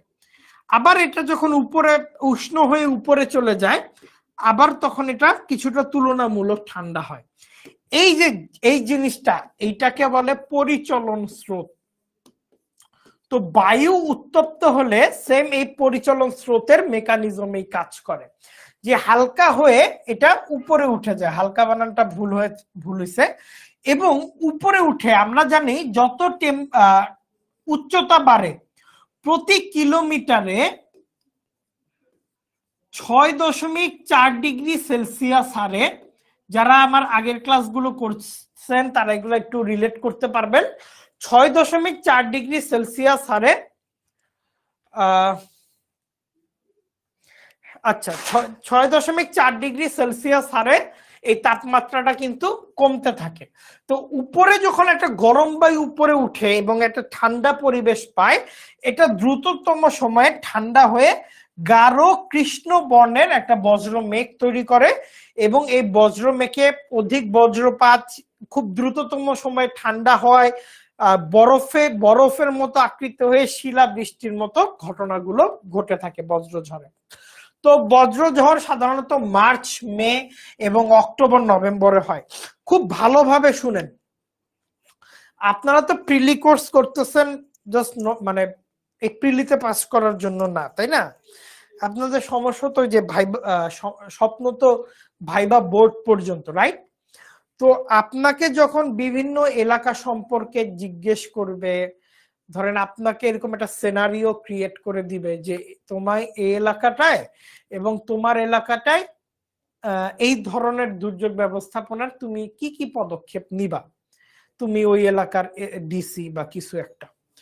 তো আপনার কিন্তু এইসব টাইমিং মাথায় রাখতে হবে, এগুলো একদম মুখস্থ করবেন যে এই যে বজ্রঝড়ের ব্যাপারটা মার্চ, মে এই সময়টা বেশি হয়। আপনি যদি আপনার এলাকায় আপনি আইডিয়া দিলেন ভাইবা বোর্ডে যে আমি অস্থায়ী ছাউনি তৈরি করব ডিসেম্বর, জানুয়ারিতে, কেন? বজ্রপাত থেকে বাঁচার জন্য। আরে ভাই, তখন বজ্রপাত হবেই না, এটা হবে মার্চ, মেতে, অক্টোবর, নভেম্বরে। সাধারণত জুন, জুলাইও কম হয়, তখন বৃষ্টিপাতের সময়টা থাকে, তখন বৃষ্টি হয়ে ঝরে পড়ে আর কি। এটা শিলা বৃষ্টি বা গাঢ় কৃষ্ণ বর্ণের মেঘ হওয়ারই থাকে না। তো যখনই পড়বেন নিজেকে ওই রকম পজিশনে চিন্তা করে পড়বেন যে এই এলাকায় আমাকে দিছে, নরসিংদীতে দিছে, এখানে কি ধরনের ঘটনা ঘটতে পারবে, আমি একটু যাচাই করি। হ্যাঁ, ক্লিয়ার? এই জন্য একটু বিস্তারিত পড়ানো আর কি আপনাদের। তো কালবৈশাখীর জীবন চক্রে 3টি ধাপ আমরা দেখি: ঘনীপুঞ্জি, ভুবন পর্যায়, পূর্ণতা পর্যায় এবং বিচ্ছুরণ পর্যায়। এই পর্যায়গুলো না জানলেও হবে। তবে কালবৈশাখী, যেটার ইংরেজি আমরা বললাম নরওয়েস্টার, সেখানে নর্মালি বজ্রঝড়ের ঘটনাগুলো ঘটে এবং দেশের 8টি স্থানে এই লাইটেনিং ডিটেকটিভ সেন্সর লাগানো, অর্থাৎ লাইটেনিং হওয়ার আগে একটা ডিটেকশন সেন্সর লাগানো আর কি, যেটা ধরা পড়বে। ওকে, তাহলে এই পর্যন্ত তো আপনারা ক্লিয়ার। আমাকে একটু জানাবেন এই পর্যন্ত ক্লিয়ার কিনা, ক্লাস এখন পর্যন্ত কেমন লাগতেছে, আপনারা ক্লিয়ার কিনা, আর বিস্তারিত কেন পড়াচ্ছি আপনারা তো নিশ্চয়ই বুঝতে পারতেছেন। আমার স্বপ্ন তো অনেক বড় থাকে যে আপনারা এই জ্ঞানগুলো আরো ভালো ভালো জায়গাও কাজে লাগাবেন, বলবেন, উদাহরণ টানবেন মনোজ কুমার শর্মার মতো, তাই না? এই জন্য আমি খুব বিস্তারিত পড়াইতে পছন্দ করি। হ্যাঁ, ডিজাস্টারের মান 16 মার্চ থেকে 16 অক্টোবর। দেখেন যে ফারজানা আপু একটা সুন্দর কথা বলছে। এই কারণটা হচ্ছে মার্চ, এপ্রিল, মে, এই সময়টা হইতেছে কাল বৈশাখীর নরওয়েস্টারের সময়। এর ঠিক পরে আসে মৌসুমী বায়ু, হ্যাঁ, মনসুন। এই কালবৈশাখীটাকে বলা হয় মৌসুমী বায়ুর অগ্রদূত, অর্থাৎ এই যে মনসুন আসতেছে এই খবরটা নিয়ে আসে কালবৈশাখী, এবং তখন তাপমাত্রার ব্যাপক হ্রাস বৃদ্ধি এরকম হয়, যার জন্য এই সময় একরকম বিপদ বাংলাদেশে দেখা যায়, টর্নেডো, কালবৈশাখী। আবার যখন আরেকটা সময় চলে যায়, সার্টেন বৃষ্টিপাত, আবার অন্যান্য সময় ঘূর্ণিঝড়ের একটা বিপদ দেখা যায়। ওকে, ইকবাল ভাই, ফারজানা আপু বলছে ক্লিয়ার। বাংলাদেশে কালবৈশাখী ঝড় কখন হয়? দেখেন, যেটা বলছি একটু আগে টাইমিং এর কথাটা, ওইটা কিন্তু এখানে প্রশ্নটা চলে আসছে। তো সঠিক উত্তরটা হচ্ছে ঘ, প্রাক মৌসুমী ঋতুতে। সঠিক উত্তরটা হচ্ছে ডি, ইয়েস, প্রাক মৌসুমী ঋতুতে। দেখেন, এটা কিন্তু প্রশ্ন চলে আসছে তোমাদের 35-এ। এরপর যদি খরা নিয়ে একটু আমরা দেখি, খরা হচ্ছে দীর্ঘ সময় বৃষ্টি না হওয়ার প্রেক্ষিতে কোনো একটা জায়গায় বৃষ্টিহীন অবস্থায় থাকলে পানি শুকিয়ে যায় এবং মাটি তার কোমলতা হারিয়ে রুক্ষ রূপ ধারণ করে, এটাকে মূলত খরা বলা হয়। তো বাংলাদেশের ড্রট ম্যাপটা যদি আপনারা লক্ষ্য করেন, সাধারণত এই অংশটাতে দেখেন, উত্তরবঙ্গের এই অংশটাতে খরা নরমালি হয় না, জাস্ট ফর এই যে তিস্তা রিভারকে এই জায়গার আশীর্বাদ বলা হয়, কিন্তু এর আশেপাশের এরিয়াগুলোতে কিন্তু খরা হয়। এই সাদা অংশগুলোতে হয় না, সবুজ অংশগুলোতে একদমই কম হয়। তবে ভেরি সিভিয়ার খরা আপনারা এই যে রাজশাহী অঞ্চল, তারপরে চাঁপাই নবাবগঞ্জ অঞ্চল, নওগাঁ অঞ্চল, এই অংশটাতে দেখতে পারতেছেন। হ্যাঁ, তো এই অংশটাতে ড্রট প্রন রিজনস বলা হয়। সাধারণত বাংলাদেশের এই অংশটা একটু কিছুটা সেমি এরিড জোন। এরিড মানে আর সেমি এরিড হচ্ছে মানে শুষ্কতার কাছাকাছি। নরমালি আমরা দেখি যে ওয়েট বা এরিড, সেমি এরিড, এভাবে বিভিন্ন ভাগে ভাগ করা যায়। হ্যাঁ, তো ড্রট প্রন এরিয়ার এটা একটা ম্যাপ, আপনারা চাইলে দেখতে পারেন। তো খরাকে আমরা 3টা ভাগে ভাগ করি: বায়ুমণ্ডলীয় খরা, জলমণ্ডলীয়, কৃষিজ খরা। তো বায়ুমণ্ডলীয় খরা কি? যখন বাতাসে শুষ্কতা অনেক বেশি থাকবে, বাতাসের যে ময়েশ্চার সেটা একদম কমে যাবে। জলমণ্ডলীয় খরা কি? মাটির পানিটা থাকবে না, বৃষ্টিহীন অবস্থায় থাকবে। কৃষিজ খরা, যে কৃষি কাজের ক্ষেত্রে বা কৃষি কাজ তৈরি হলে বেশি হলে অনেক সময় কোমলতা হারায়। তো নাটোরের লালপুল গরম হওয়ার কারণ কি? আচ্ছা, তো এই বিভিন্ন ভাবে ভাগ করা যায়, আপনারা জাস্ট নাম জানলেই হবে। নাটোরের লালপুরের ক্ষেত্রে নির্দিষ্ট জায়গা যখন আপনারা দেখবেন, আমি তো বললামই ওই জায়গাটাতে, রাজশাহী, নাটোর, ওই এরিয়াটাতে কি সেমি এরিড জোন, একটু শুষ্কতা বেশি বাংলাদেশের মাঝে। কোনো একটা এলাকা ধরেন বেশি বৃষ্টি, আবার কোনো একটা এলাকা বেশি গরম, চারপাশে গরম, তার মধ্যে আবার বেশি গরম। আবার এমন কিছু এলাকা আছে চারপাশে গরম থাকলে ওই এলাকাটা ঠান্ডা। আমার ইউনিভার্সিটিতে জাহাঙ্গীরনগরে আমি দেখি সাভারে যে ঠান্ডা পড়ে তার চেয়ে দ্বিগুণ ঠান্ডা পড়ে জাহাঙ্গীরনগরে। তো সেখানে হয় কি, একটা জিনিস সবসময় মাথায় রাখবেন ইকবাল ভাই, যেটা একটু ডিফারেন্ট হয়ে যায় আশেপাশের পরিবেশের চেয়ে, ওইখানে মাইক্রো ক্লাইমেটিক কন্ডিশন কাজ করে। আবারও ভালো মতো টার্মটা লিখে রাখবেন, এই শব্দগুলা কথা বলার সময় ভাইবার সময় ইউজ করবেন। ওই যে মনোজের ভাইবাটা দেখবেন খুবই সুন্দর ভাবে যে শেরপার কাহিনী ইউজ করছে, তারপরে বিদ্যাসাগরের কাহিনী, এপিজে আব্দুল কালাম আজাদের কাহিনী বলছে। তার মানে he knows about those things, তাই না? সে জানে এইগুলা নিয়ে। তো এরকম উল্লেখ করবেন শব্দগুলা, তাহলে তো সবাই প্লিজ। তো এরকম মাইক্রো ক্লাইমেটিক কারণে হয়তো ওই জায়গাটাতে ওয়েটল্যান্ডের পরিমাণ কম, আমি জানি না অ্যাকচুয়ালি সিনারিওটা কি, ধারণা করে বলতেছি ওয়েটল্যান্ডের পরিমাণ হয়তো কম, ভেজিটেশন ইন্ডেক্সে হয়তো ওই জায়গাটার লো, তো যার জন্য এটা মনে করেন বেশি গরম হইতে পারে। বন্যা, এটা হাইড্রোলজিক্যাল ডেজার্ট হ্যাজার্ডের মধ্যে পড়ে, হ্যাজার্ড না বলে ডেজার্ট বলতেছি, আচ্ছা যাই হোক। বন্যার ক্ষেত্রে আমরা প্রাকৃতিক এবং মনুষ্য সৃষ্ট কারণকে দায়ী করে থাকি।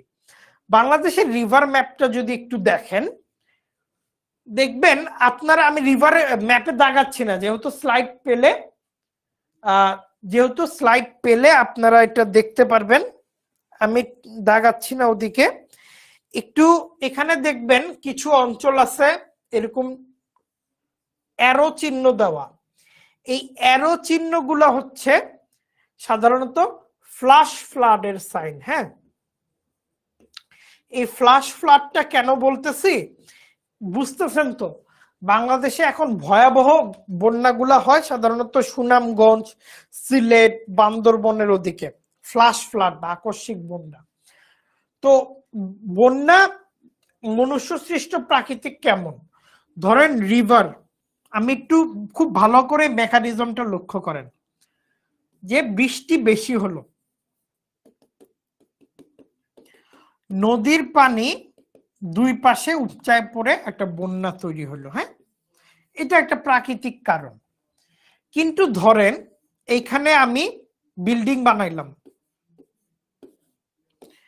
এই দুই পারে বিল্ডিং বানাইলাম, তার মানে এখান থেকে আমার বালুগুলা বা মাটিটা সরছে না, সয়েল সরছে না, আমার এই জায়গাটাকে কাটা লাগছে, খোঁড়া লাগছে, মানুষের যাতায়াত বাড়ছে, তার মানে আস্তে আস্তে সয়েলটা এরোডেট হয়েছে। এই এরোডেট সয়েল কোথায় এসে জমা হয়েছে? এই যে রিভার বেডে জমা হয়েছে, যার জন্য আগে যেখানে রিভার বেড ছিল এই অংশে, এখানে জমা হইতে হইতে রিভার বেড উঁচু হয়ে দেখা গেছে এই অংশে চলে আসছে। তার মানে এই অংশের পানিটা কিন্তু নদীর এখানে আর ধরতেছে না, নদী করতেছে কি, এই অংশের পানিটা আবার এইখানে পাঠায় দিতেছে, যার জন্য বন্যা বেশি হইতেছে।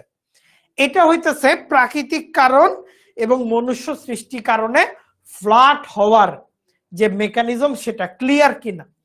এখন সিলেট বা বান্দরবনে কি হয়, খুবই ইম্পর্টেন্ট বলতেছি, কারণ এটা নিয়ে সরকারের অনেক প্রজেক্ট চালু হচ্ছে, সরকার আলাপ করতেছে, যেহেতু ভয়াবহ বন্যা গেছে সুনামগঞ্জের উপর দিয়ে, আপনারা ব্যারিস্টার সুমন, তাসরিফ খান, ডিপজলের অনেক ত্রাণ ভিডিও টিডিও দেখছেন, তো ওইখানে একটু দেখবেন এটা কি হয়।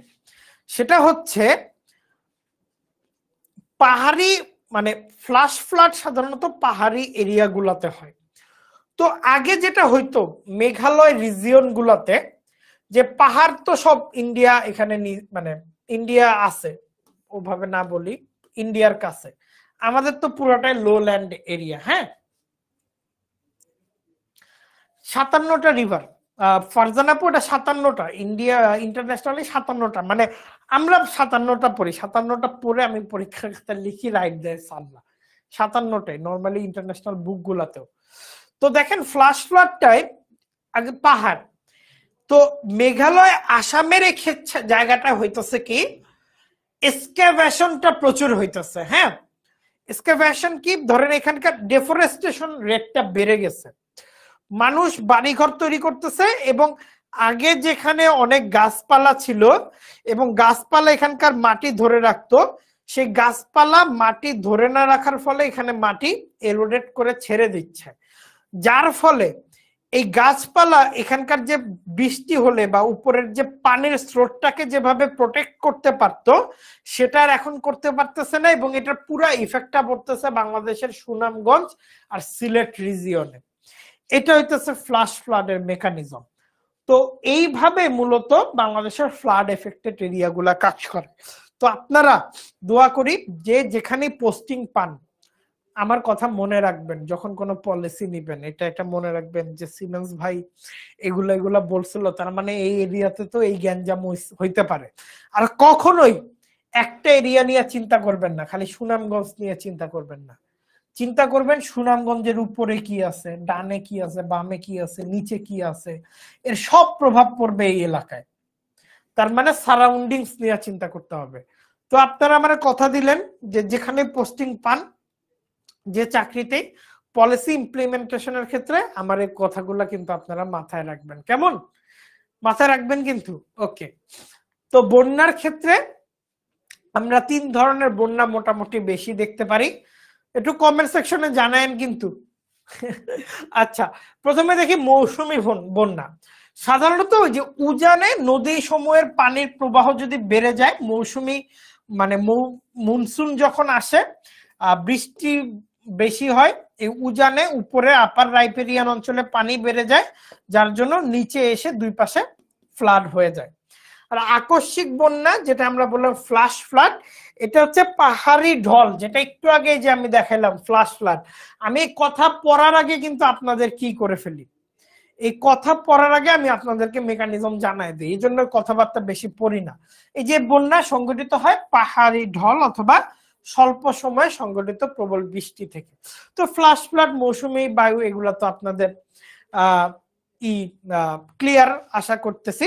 এবং দেখেন এই যে পার্বত্য এলাকায় কিন্তু এই ধরনের বন্যা বেশি দেখা যায়।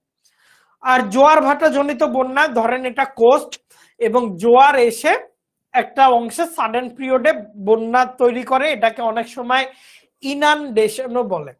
এখন আমি একটু বলি ইনানডেশন আর ফ্লাড এটার পার্থক্য কি। ফ্লাডকে কিন্তু আমরা ডিজাস্টার বলি, আবার জোয়ার ভাটা জনিত বন্যা কিন্তু সব সময় বন্যা না। ওই যে শুরুতে আমি উদাহরণ দিছিলাম যে পানি এসে আবার চলে যায়, তেমন ক্ষয়ক্ষতি করে না, এবং ওইটা আপনি মেকআপ করতে পারবেন, ওইটা ইনানডেশন হ্যাজার্ড। যখন এই ব্যাপারটা ডিজাস্টারে চলে যাবে, মানুষের ক্ষয়ক্ষতি করবে, তখন এটা ফ্লাড হবে। তো ওই যে পানি আসলো, এটাকে কিন্তু আপনি ফ্লাড বলবেন না, এটাকে বলবেন ইনানডেশন। আর এই যে আপনার একটা ক্ষয়ক্ষতি তৈরি হয়ে গেল, তখন এটাকে আপনার লিখতে হবে ফ্লাড। প্রতিটা ওয়ার্ডের এরকম সরকারি একটা ডেফিনেশন থাকে আর কি। তো বাংলাদেশে বন্যার ধরন, নরমালি বাংলাদেশের কমপক্ষে 20% এলাকা নরমালি বন্যা কবলিত হয়ে থাকে। ইভেন ওই যে 87-88 সালের দিকে যে বন্যাগুলোতে, 88 সালের বন্যাগুলোতে বাংলাদেশের 60% বেশি এলাকা প্লাবিত হয়েছিল। তো মে মাস থেকে সাধারণত এদেশে বন্যা শুরু হয়ে থাকে এবং নভেম্বর মাস পর্যন্ত সেটা স্থায়ী হয়। এবং বাংলাদেশে বিভিন্ন ধ্বংসাত্মক বন্যার বছরগুলো আছে। তো এই যে 1988 সালের বন্যা, এটা নিয়ে একটু পড়বেন, এটা বুঝানোর কিছু নাই। তবে এখানে একটা জিনিস দেখবেন আপনারা, অনেক জায়গায় দেখবেন দেশের 3টি প্রধান নদী প্রবাহ, দেশের 3টি প্রধান নদী প্রবাহ। আমাকে একটু বলেন তো, আমি অসংখ্যবার এই বেসিনটার কথা বলছি, একটু আমাকে কমেন্ট সেকশনে লিখে দেন এই বেসিনটা মানে কি, যে 3টা নদী কোন কোন 3টা নদীর কথা বলে, এই বেসিনটা মানে কি। এই বেসিনটার একদম বাংলাদেশে এই বেসিনের একদম আছে, মানে রিটেন ডকুমেন্টেড নাম আছে, এটা একটু আমাকে বলবেন। ও ফারজান আপু, আমার নামটা হচ্ছে সিমেন্স, এটার অর্থ হচ্ছে তড়িৎ পরিবাহিতার একক, আমার মামা রাখছেন সিমেন্স, তড়িৎ পরিবাহিতার একক। তো যাই হোক আর কি। তো একটু আমাকে জানান তো, এই যে 3টা নদী কোন 3টা নদী, আমি কিন্তু একদম ডকুমেন্টেড নামটা নিতে চাই, কেমন? ডকুমেন্টেড নামটা নিতে চাই, একটু আপনারা একটু জানাবেন। আমি একটু লেখা শুরু করি, আপনারা একটু লেখা শুরু করে দেন, যেহেতু কমেন্ট পরে আসে।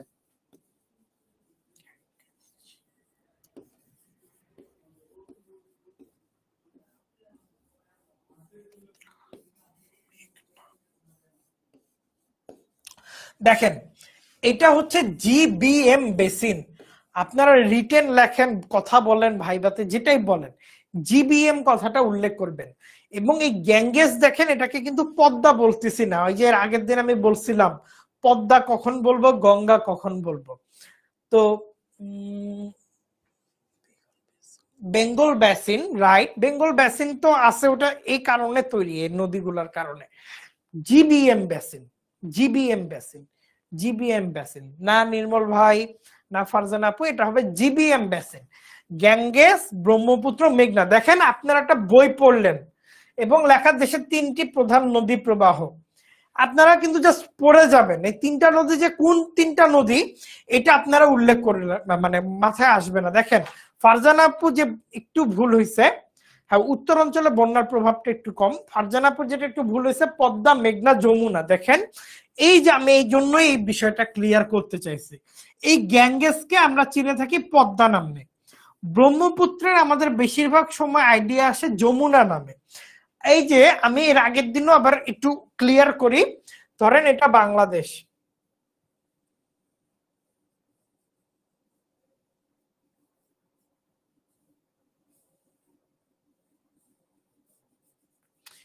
এই যে এখান থেকে যমুনা ঢুকছে, সরি ব্রহ্মপুত্র ঢুকছে, ওই যে ভূমিকম্পের ফলে এই পুরাতন ব্রহ্মপুত্র কিন্তু আগে এভাবে চলে গিয়েছিল, এটা যেটা এখন পুরাতন ব্রহ্মপুত্র। পরবর্তীতে এখানে একটা চিকন খাল ছিল, এই ভূমিকম্পের ফলে এই পানিটা এই খালে এসে ঢুকে এখানে একটা বড় যমুনা নদী, জোনাই খাল ছিল, এই জোনাই খালটা পরবর্তীতে যমুনা নদী হয়ে গেছে। এবং এই ইন্ডিয়া থেকে গঙ্গা এসে এ পর্যন্ত আসছে। কোনোদিন দেশের বাউন্ডারি নদীর নাম চেঞ্জ করে না, নদীর নাম চেঞ্জ করতে হইলে ওই নদীটাকে আরেকটা নদীর সাথে মিলিত হইতে হবে। এই যমুনার সাথে গোয়ালন্দে মিলিত হওয়ার আগ পর্যন্ত এটার নাম গ্যাঙ্গেস। এই জন্য আপনারা দেখবেন কুষ্টিয়া, চুয়াডাঙ্গার দিকে একটা প্রজেক্ট আছে, GK project, Ganga Kapotaksha project, ওইটার নাম কিন্তু পদ্মা কপোতক্ষ প্রজেক্ট না, গঙ্গা কপোতক্ষ প্রজেক্ট। কেননা এই যে কুষ্টিয়া চুয়াডাঙ্গা অংশের নদীগুলা, যশোরের নদীগুলা যে পানি পায়, এটা কিন্তু যে গঙ্গা নদীর নামটা গঙ্গা নদী থেকে পায় জন্য গঙ্গা কপোতক্ষ প্রজেক্ট। যখনই যমুনার সাথে মিলিত হয়ে এটা সামনের দিকে আগাইছে, তখন এটার নাম হয়ে গেছে পদ্মা। তাহলে কখন গঙ্গা নাম হয়েছে কখন পদ্মা নাম হয়েছে শিওর আপনারা ক্লিয়ার। আর মেঘনা নদী সুরমা কুশিয়ারা নামে বাংলাদেশে ঢুকছে। দেখেন এটার নাম কিন্তু সুরমা কুশিয়ারা, হ্যাঁ এই দুটা কিন্তু আগে মিলিত ছিল, নাম ছিল বরাক ইন্ডিয়াতে, আলাদা হয়েছে আর নাম চেঞ্জ হয়ে গেছে সুরমা কুশিয়ারা। এবং বাংলাদেশে এটা মেঘনা নাম নিয়ে আবার যখন মিলিত হয়েছে, মেঘনা নাম নিয়ে এই পদ্মায় যাত্রা শুরু, পদ্মার সাথে মিলিত হয়েছে চাঁদপুরে, তারপর এটা মেঘনা নাম নিয়ে ব্রহ্মপুত্রে পড়ছে। তো জিবিএম এটা ক্লিয়ার আপনারা? ইয়েস, গঙ্গা থেকে গ্যাঙ্গেস, জিবিএম এই বিষয়টা ক্লিয়ার, আপনারা একদম ওয়ার্ড টু ওয়ার্ড ক্লিয়ার হবেন।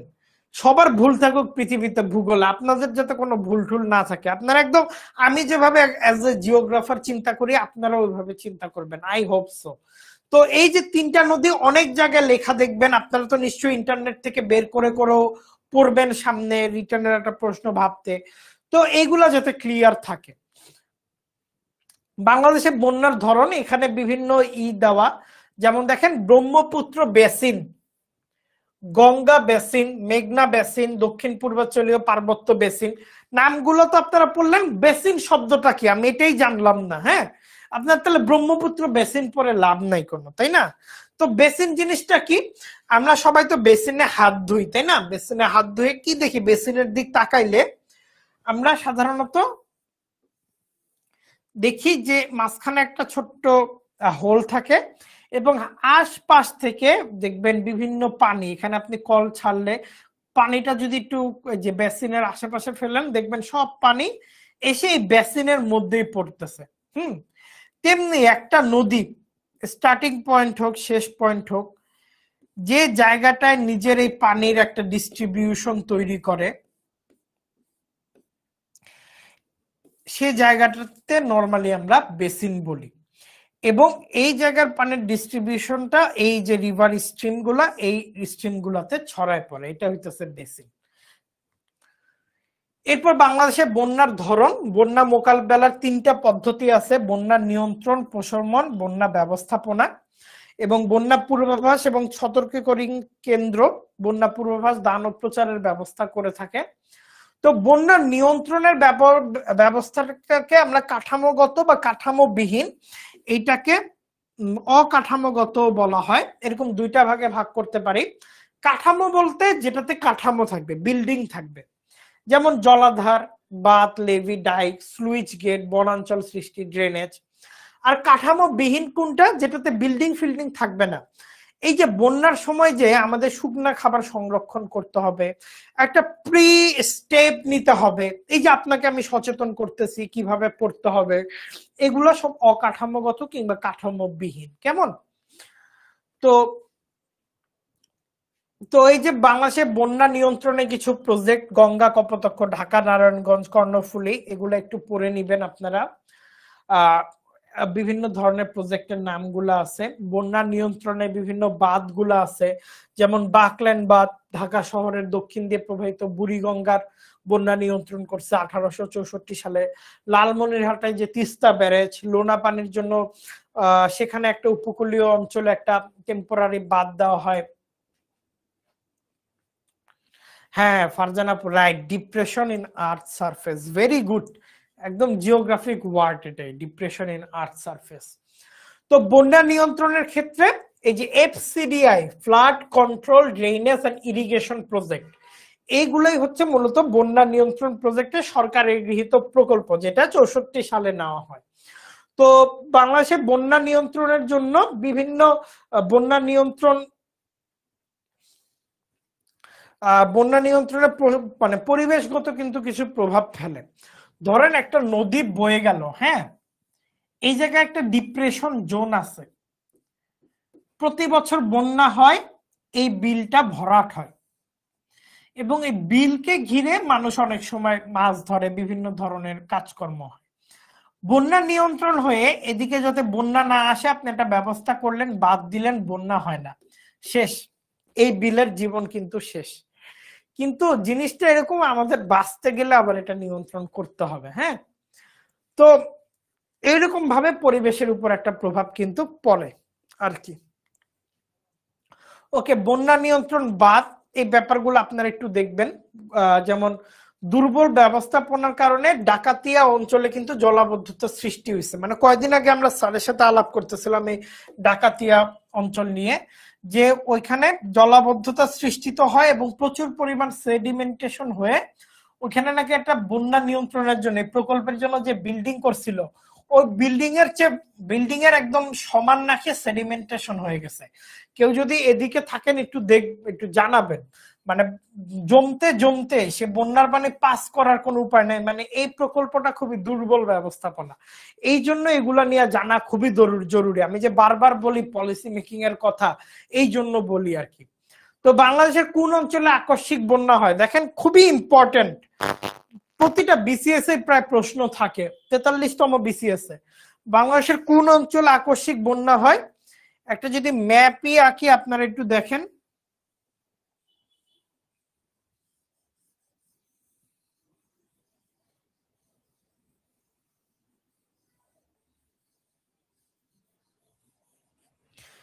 কোন অঞ্চলে আকস্মিক বন্যা হয়? দক্ষিণ, দেখেন এটা আমি যদি বলি এটা কি নর্থ, তাহলে দক্ষিণ পশ্চিম বলতেছে, এই যে দক্ষিণ আর বলতেছে পশ্চিম, পশ্চিমাঞ্চল, উত্তর পশ্চিমাঞ্চল, আর বলতেছে উত্তর পূর্বাঞ্চল। আকস্মিক বন্যা এটা কোন অংশ হয়? ভেরি গুড, ডি বলেছেন, উত্তর পূর্বাঞ্চলে। নির্মল ভাই, আপনার মনে হতে পারে উত্তর পূর্বাঞ্চলে কেমনে হয়, তাই না? ও আচ্ছা, সঠিক উত্তর বুঝতে পারছেন তাহলে। এই যে এই অঞ্চলগুলোতে আমি যদি সিলেট রিজিয়নটা দেখি, এই যে শেরপুর, সুনামগঞ্জ, নেত্রকোনার এই অংশগুলোতে পাহাড়ি ঢল, ছোট ছোট টিলা আছে, ওইখানে বন্যা হইতে পারে। বাংলাদেশের উপকূলীয় সমভূমিতে বসবাসকারী জনগোষ্ঠী যে ধরনের বন্যা কবলিত হয়, উপকূলীয় অঞ্চল, এটা হইতেছে আমাদের টার্গেট, এটা হইতেছে এই প্রশ্নের তাবিজ। আগে তাবিজ করে খুঁজে বের করবেন প্রশ্নের। তো উপকূলীয় সমভূমিতে বসবাসকারী বন্যা কোনটা হইতে পারে?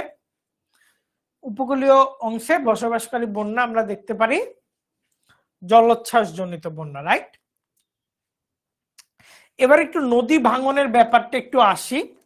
এখানে একটু লেখা মানে সংখ্যা 200 কোটি, 15 কোটি, 100 উপজেলা, এগুলো আপনারা প্রত্যেকে মানে বুঝবেন বা পারবেন। তো আমি একটু মেকানিজম নিয়ে কাজ করি, হ্যাঁ। আর নদী ভাঙনের সর্বশান্ত জনগণকে শিকস্তি, নদীর জেগে ওঠাকে বলা হয় পয়স্তি। এই ব্যাপারগুলো একটু মাথায় রাখবেন। আমি একটু নদী ভাঙন, এই যে সময়টা কোন সময়ে বেশি ভাঙে দেখেন, জুন সেপ্টেম্বর, যখন নদীর পানি প্রবাহ বেড়ে যায়। দেখেন নদী ভাঙনের ম্যাপটা আপনারা ভালো করে দেখবেন যে লাল অংশগুলো হইতেছে রিভার ব্যাংক ইরোশনের। একটু এটা ব্যাখ্যা করি। সাধারণত নদী কই থেকে আসে? পর্বত থেকে।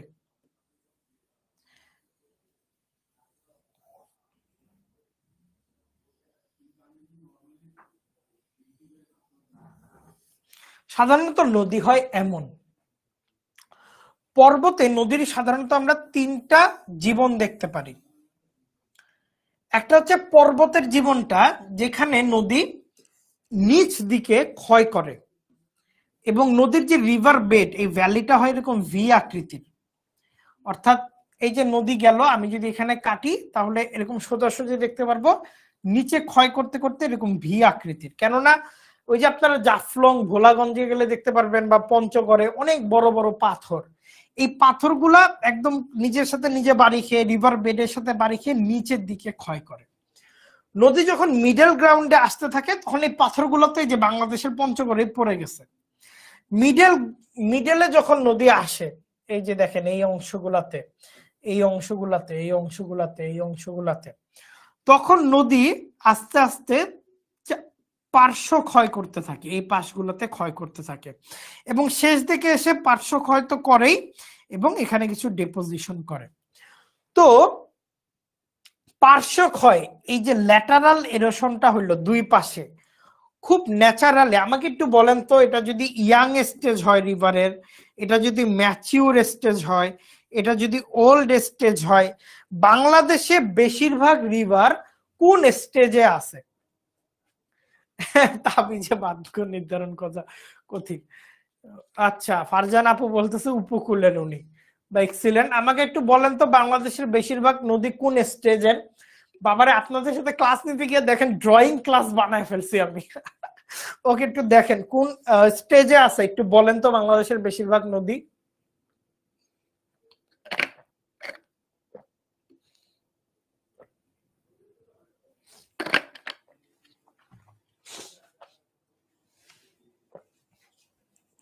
বাংলাদেশের বেশিরভাগ নদী আমরা দেখি সেই নেপাল, ইন্ডিয়া, হিমালয় থেকে নিয়ে এসে বাংলাদেশে ঢুকে ডিপোজিশন করে, বদ্বীপ গঠন করে। তার মানে বাংলাদেশের বেশিরভাগ নদী ওল্ড আর ম্যাচিউর স্টেজে, তাই না?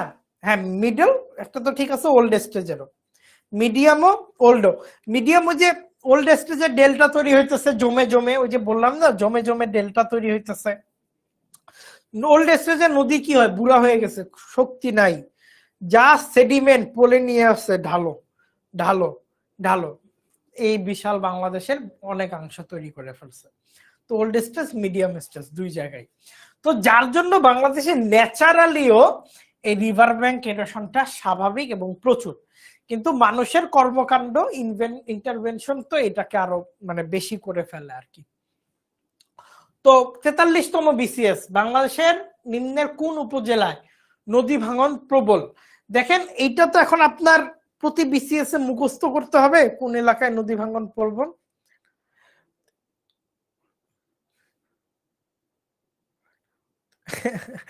আচ্ছা, হ্যাঁ, ওকে, দেখেন তার মানে প্রতি বছরে যে 43তম বিসিএস এর সময় এই যে এই এলাকাটা খুবই আলোচনায় ছিল, যার জন্য এরকম প্রশ্নটা আসছে। তো সঠিক উত্তরটা হচ্ছে নড়িয়াতে। নড়িয়াতে এই নদী ভাঙনটা প্রবণ। তো ভূমিধসের ক্ষেত্রে এখানে বিভিন্ন ঘটনা আছে, আমি একটু এই চিত্রটা ব্যবহার করি। ভূমিধসের ক্ষেত্রে আমরা এরকম 4 ধরনের ভূমিধস দেখতে পারি। একটা হচ্ছে সয়েল ক্রিপিং, আমি খুব সরি সয়েল ক্রিপিং এর আসল বাংলাটা পাইনি। স্লাম্প, এটারও আসল বাংলাটা কি বলবো, ধস বলতে পারি, বা কর্দম প্রবাহ, শিলাধস। সয়েল ক্রিপিংটা হইতেছে আপনারা যারা কখনো পাহাড়ি অঞ্চলে গেছেন কিংবা আপনার বাড়ির পাশে একটা ধরেন উঁচু জায়গায় আপনি ধরেন বেড়া দিছেন, হ্যাঁ ফেন্স দিছেন, দেখবেন কয়েক বছর পরে বেড়াটা এরকম সোজা থাকলে এরকম ভাগ হয়ে গেছে, এরকম বাঁকা হয়ে গেছে। হ্যাঁ, এরকম হয়েছে কিনা আমাকে একটু বলবেন। যেরকম সোজা একটা ওই যে ইলেকট্রিক পোল ছিল, কদিন পর ওই পোল এরকম বাঁকা হয়ে গেছে, এরকম হয়েছে কিনা এটা একটু জানাবেন, এরকম হয়েছে কিনা। তো এইটা কেন হয়, এই যে দেখবেন এখানকার বেশিরভাগ গাছগুলা বাঁকা কেন হয়, সয়েলটা যখন আস্তে আস্তে নিচের দিকে নামতে থাকে, এই নিচের দিকে নামতে থাকে, তখন আস্তে আস্তে গাছগুলো এরকম বাঁকা হয়ে যায়, পোলগুলা বাঁকা হয়ে যায়। তো এই জিনিসটাকে বলে সয়েল ক্রিপিং। আর যদি এই সয়েল বা বিশাল পরিমাণ ভূমি যদি একদম স্লাম করে, ধসে পড়ে, এটাকে আমরা বলি সয়েল ভূমিধস কিংবা স্লাম্পিং। আর অনেক সময় যে অনেক পরিমাণ বৃষ্টিতে, ধরেন অনেক পরিমাণ বৃষ্টিতে বিশাল একটা কাদার প্রবাহ বা একটা কাদা তৈরি হয়, সে কাদাটা ভারী হয়ে একদম নিচে চলে আসে, যেটা মাঝে মাঝে চিটাগংয়ে হয়, এটাকে আমরা বলি কর্দম প্রবাহ। আর শিলাধসটা বাংলাদেশে অত দেখা যায় না, বিশেষ করে যেখানে রকি মাউন্টেন আছে, ওখানে উপর থেকে বড় বড় শিলা ভেঙে নিচে পড়তে থাকে, অনেক সময় দেখেন না নেপাল কিংবা ইন্ডিয়াতে, এটাকে বলে শিলাধস। তো সয়েল ক্রিপিং, স্লাম্পিং, কর্দম প্রবাহ, শিলাধস, এগুলো নিয়ে ক্লিয়ার। চিটাগংয়ে কারো পোস্টিং হইলে মাথায় রেখেন কিন্তু বিষয়গুলো। ওকে, আর্সেনিক সমস্যা, যেটা এখন অনেকটাই আমরা কভার আপ করতে পারছি, যদিও বিশ্ব স্বাস্থ্য সংস্থার মান অনুযায়ী 1 লিটার পানিতে যদি 0.01 মিলিগ্রাম আর্সেনিক থাকে সেটা দূষিত। বাংলাদেশে 1 লিটারে 0.05 মিলিগ্রাম থাকলেই সে পানিকে নিরাপদ বলা যাবে না। হ্যাঁ, নিরাপদ বলা যাবে না। তো 1993 খ্রিস্টাব্দে চাঁপাইনবাবগঞ্জ জেলায় কিন্তু ইকবাল ভাই, হ্যাঁ উত্তরাঞ্চলে কম দেখা তো যাবেই, কেননা উত্তরাঞ্চলে তো পাহাড় নাই অত, যার জন্য উত্তরাঞ্চলে এই ভূমিধসটা খুব একটা দেখা যায় না, দেখা যাবে সিলেট এবং চিটাগংয়ে। আপনারা কেউ যদি ওখানে ঘুরতে যান, দেখবেন রাস্তার দুই পাশে এরকম হাফ হাফ দেয়াল তোলা, যাতে ওই স্লাম্প হইলে এসে ওখানে আটকে থাকে, রাস্তায় না পড়ে, এরকম দেখবেন আর কি। তো আপনি বান্দরবনের জেলা প্রশাসক হইলে কি করবেন, যে ম্যাপিং করবেন, না ম্যাপিং করবেন, আমারে ডাকবেন, আমি জিওগ্রাফিতে পড়ি, তো আমি আপনারে কি করে দিব, যে বান্দরবনে যে কোন কোন এলাকাগুলা ভূমিধসের জন্য রিস্ক জোনে আছে, আমি আপনাকে ম্যাপিং করে দিব। পরে আপনি ম্যাপ অনুযায়ী আপনি আপনার যে বান্দরবনে যে সিভিল ইঞ্জিনিয়ার নিয়োগ পাবে, ওনাকে বলে দিবেন যে এই অংশগুলাতে যেরকম দেয়াল যাতে তৈরি করা হয়, যাতে ধস না হয়, এই ব্যবস্থা নিতে, তাই না? কি সুন্দর। ওকে, এখানে বাংলাদেশে আর্সেনিক সমস্যা কোন কোন জেলা, এগুলো আমি আর বলতেছি না।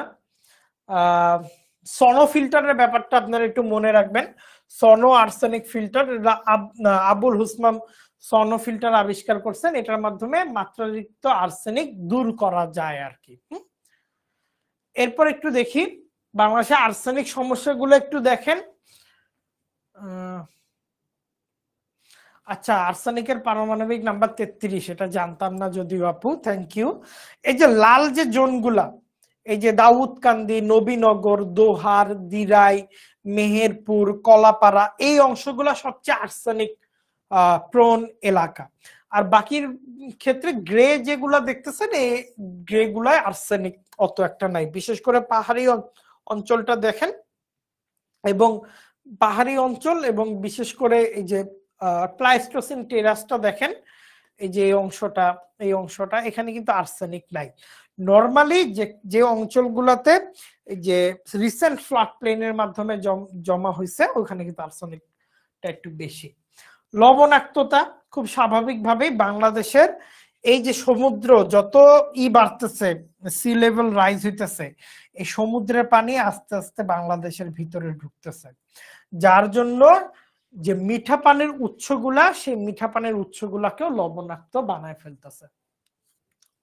তো এটা একটু আমাকে বলেন, 43তম বিসিএস এ আসছিল, বুঝতেছেন এই মানে এখান থেকেই বিসিএস এ কতগুলা প্রশ্ন আসছে।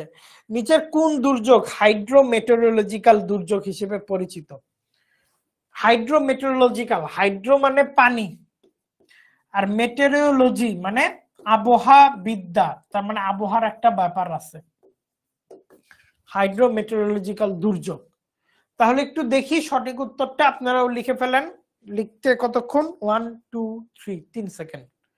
বন্যা, হাইড্রোমেটেরোলজিক্যাল, ওই যে আবহাওয়াজনিত কারণে এবং পানির কারণে এই দুর্যোগটা সৃষ্টি হয়। ভূমিকম্প,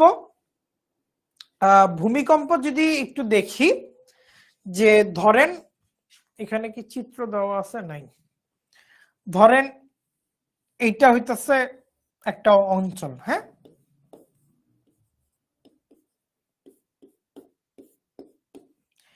তো এইখানে একটা ফল্ট আছে, কোনোভাবে এই অংশটা ফল্টে ভেঙে গেল, যার ফলে এই অংশটা একদম নিচে পড়ে গেল নড়ে।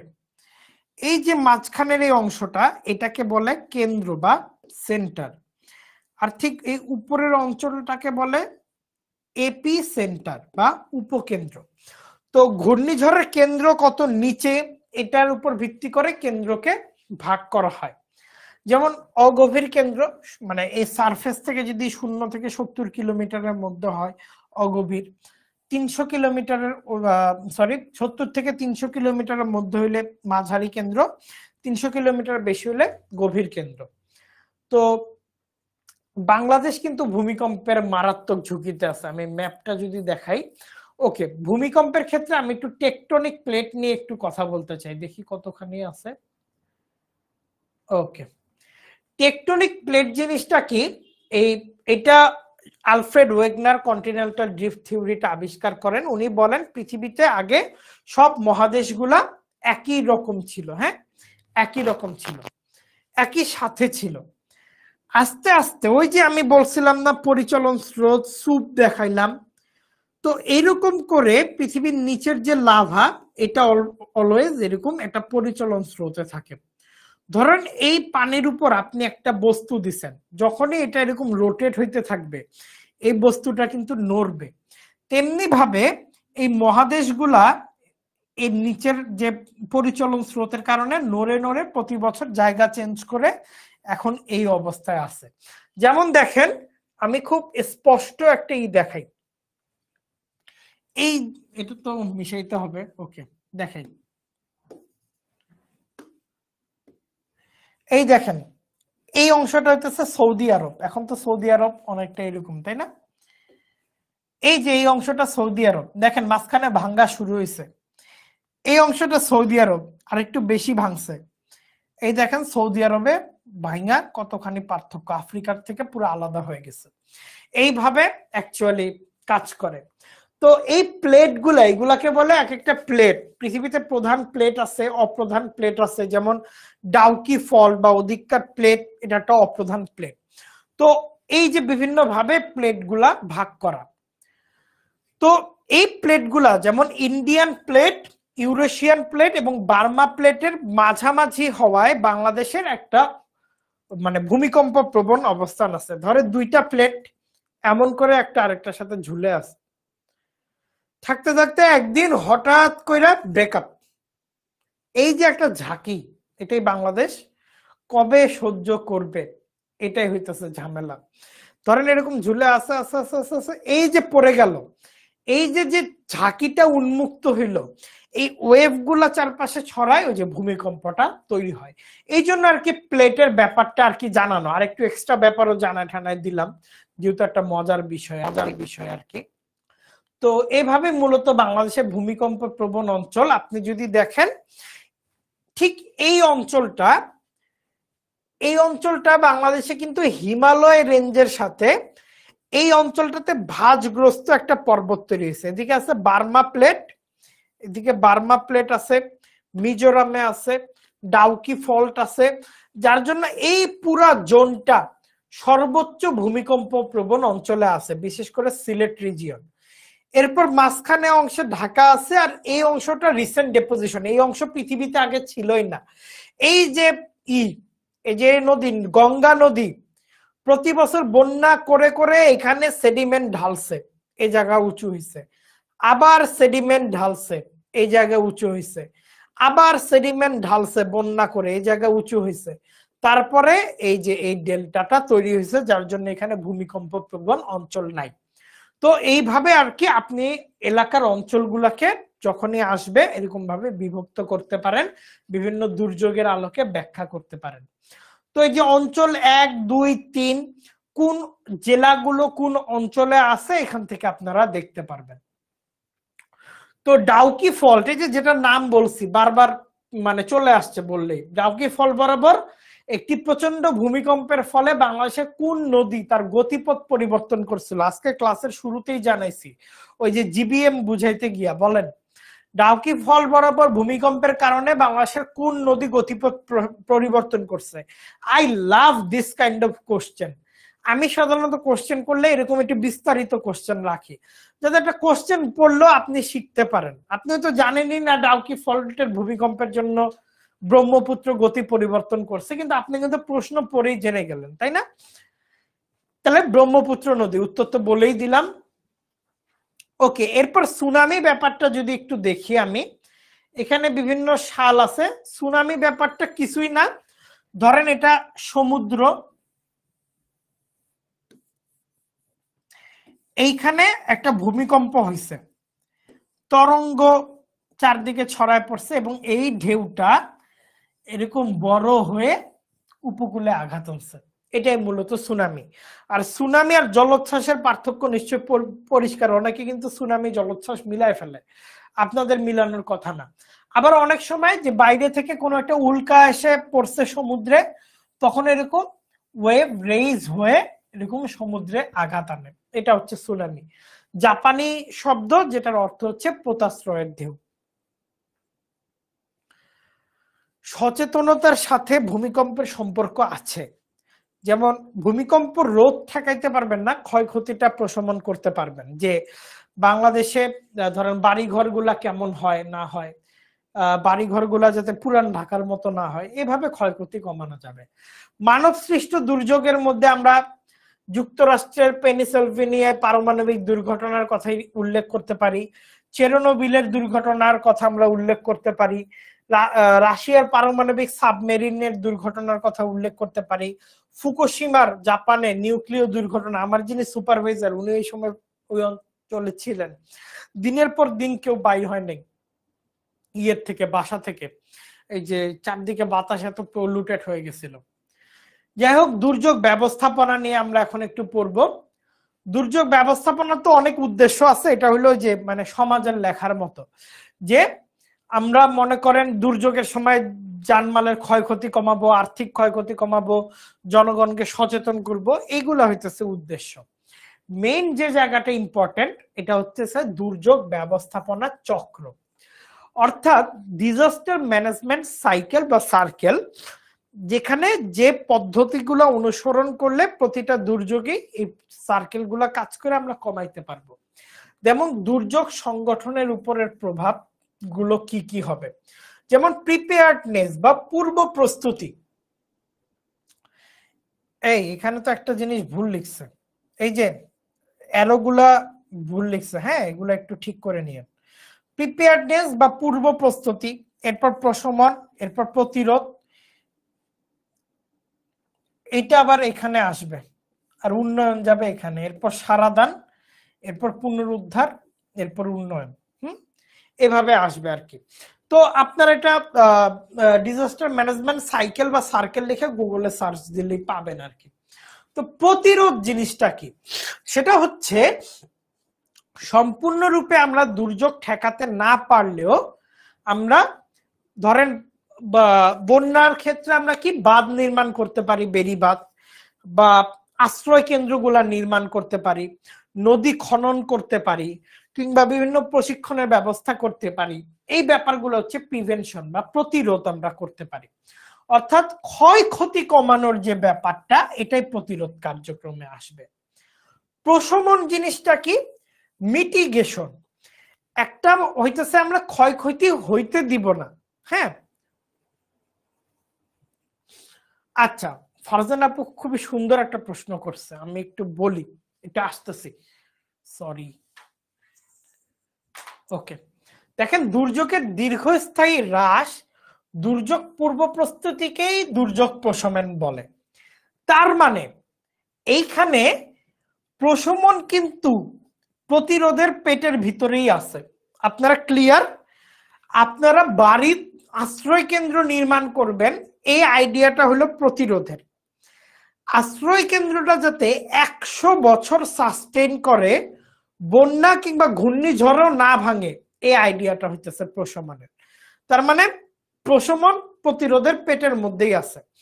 আর প্রশমন একটু বেশি কস্টলি হবে, কেননা এটা মজবুত করা, লং টার্ম সাস্টেনেবিলিটির কথা চিন্তা করে তৈরি করা।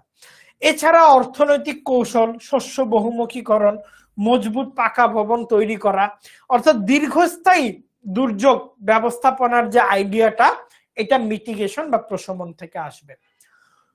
পূর্ব প্রস্তুতি অর্থাৎ বিভিন্ন পরিকল্পনা করা, এটা করব ওইটা করব, ওই জায়গার মানুষকে নিয়ে আসব, আমার মিটিগেশন স্ট্র্যাটেজিটা এমন হবে, আমার প্রিভেনশন পলিসি গুলা এই হবে, এই পুরো ব্যাপারটাই হইতেছে পূর্ব প্রস্তুতি। যে মানে বিভিন্ন ধরনের অনুষ্ঠান করে, ওই যে ভূমিকম্প হইলে স্কুলের বাচ্চা কাচ্চারা কেমনে বের হয়ে যাবে, এটা যে ড্রিল করে দেখায় না, এই জিনিসটাও কিন্তু পূর্ব প্রস্তুতির অংশ। এরপর যদি আমরা দেখি সারাদান কিংবা রেসপন্স, ধরেন ঘূর্ণি, এগুলা হচ্ছে প্রি ডিজাস্টার, ডিজাস্টারের আগে। এখন আমরা পোস্ট ডিজাস্টার নিয়ে কথা বলবো। ডিজাস্টার শুরু হয়ে গেছে, আপনি জানলেন ওই জায়গায় একটা মানুষ আছে যে বিপদে আছে, তাকে রক্ষা করতে হবে, সারাদানের অন্তর্গত। কন্টিনিউয়াসলি আশ্রয় কেন্দ্র যারা আছে তাদেরকে নির্দেশনা দিতে হবে, সারাদানের অংশ। কন্টিনিউয়াসলি আশ্রয় কেন্দ্রে যারা আসছে তাদের দেখা গেছে পেটের সমস্যা তৈরি হয়েছে, আপনাকে ওষুধ সাপ্লাই দিতে হবে, এই ওষুধ রেডি করে রাখা পূর্ব প্রস্তুতি। এই ওষুধটা যাতে ভালো হয়, তাড়াতাড়ি খেয়ে ঠিক হয়ে যায়, মিটিগেশন। এই যে একটা ওষুধ তৈরির আইডিয়া আসলো, প্রতিরোধ। এবং এই ওষুধটা যে দিলেন, সারাদান। আশা করি ক্লিয়ার। পুনরুদ্ধার, দুর্যোগ শেষ, এই যে বিপদে আপদে যে মানুষগুলা পড়ছে তাদেরকে উদ্ধার করা, সেই জায়গাটাকে আবার আগের অবস্থায় রিস্টোর করা, এই ব্যাপারগুলো হইতেছে পুনরুদ্ধারের অংশ। সেটা পরিবেশের পুনরুদ্ধার হইতে পারে, একটা গোটা সমাজের পুনরুদ্ধার হইতে পারে, সেই সমাজের অর্থনৈতিক কাঠামোরও পুনরুদ্ধার হইতে পারে। উন্নয়ন বা ডেভেলপমেন্ট, ধরেন এক জায়গায় বিল্ডিং ধসে গেছে, সেটাকে তৈরি করা, স্কুল নষ্ট হয়ে গেছে, বেঞ্চ নষ্ট হয়ে গেছে, সেগুলোকে তৈরি করা, এগুলো হইতেছে ডেভেলপমেন্ট। তো এখন যদি দেখি দুর্যোগ ব্যবস্থাপনা চক্রের কোন স্তরটি বেশি ব্যয়বহুল? ফারজানা আপু, আপনার প্রশ্ন তো চলে আসছে। ওকে, আমরা একটু সঠিক উত্তর দেখি। প্রশমন, যেটা উত্তর বলছিলাম, যে প্রশমন যেহেতু দীর্ঘস্থায়ী একটা ইয়ের তুলনা, মানে দীর্ঘস্থায়ী একটা ব্যাপারকে মাথায় রাখে, যার জন্য প্রশমনটা হইতেছে বেশি কস্টলি। না, ফায়ার সার্ভিস পালন করে না, দুর্যোগ ব্যবস্থাপনা মন্ত্রণালয় পালন করে। তার কিছু সাবউইং থাকে, যেমন সেনাবাহিনী এটার সাথে কাজ করে, বিভিন্ন এনজিও গুলো এটার সাথে সাথে কাজ করে, পরিবেশ মানে পরিবেশ রিলেটেড অর্গানাইজেশন গুলা কাজ করে। এভাবে মানে অনেকটা একটা মেইন জায়গা থেকে ডিজাস্টার ম্যানেজমেন্ট এবং চারপাশের উইং গুলো কাজ করে। কোনটি নিচের কোনটি আপদের প্রত্যক্ষ প্রভাব? আপদ, হ্যাজার্ডের প্রত্যক্ষ প্রভাব, তাহলে আমরা বলতে পারি অবকাঠামোগত। ধরেন একটা মানুষের অর্থনৈতিক ক্ষতি হয়েছে, এটা হয়তো চোখে দেখতে পারতেছি না, কিছুদিন পর বুঝতে পারবো। পরিবেশের ক্ষতিটাও আমরা হয়তো এখন বুঝবো না, একটা জায়গায় ওয়াইল্ড ফায়ার হয়েছে, আগুন লেগে গেছে, ওই জায়গার কি অবস্থা এখনই বুঝবো না, আস্তে আস্তে বুঝবো। সামাজিক প্রভাবটাও, মানসিক ভাবে কিভাবে বিপর্যস্ত বুঝবো না, একটু দেরি হবে। কিন্তু বিল্ডিং একটা ধসে গেছে, তাড়াতাড়ি বুঝবো কি কাহিনী, একদম প্রত্যক্ষ প্রভাব। দুর্যোগ ব্যবস্থাপনার বিভিন্ন কাজে পর্যায়ক্রম মানে পর্যায়ক্রম যদি সাজানো হয়, প্রথমে কি পড়বে, প্রথমে কি নিতে হবে আমাদের? যদি পর্যায়ক্রমে ব্যবস্থাপনা সাজানো হয়, প্রথমে আমাদের নিতে হবে প্রস্তুতি।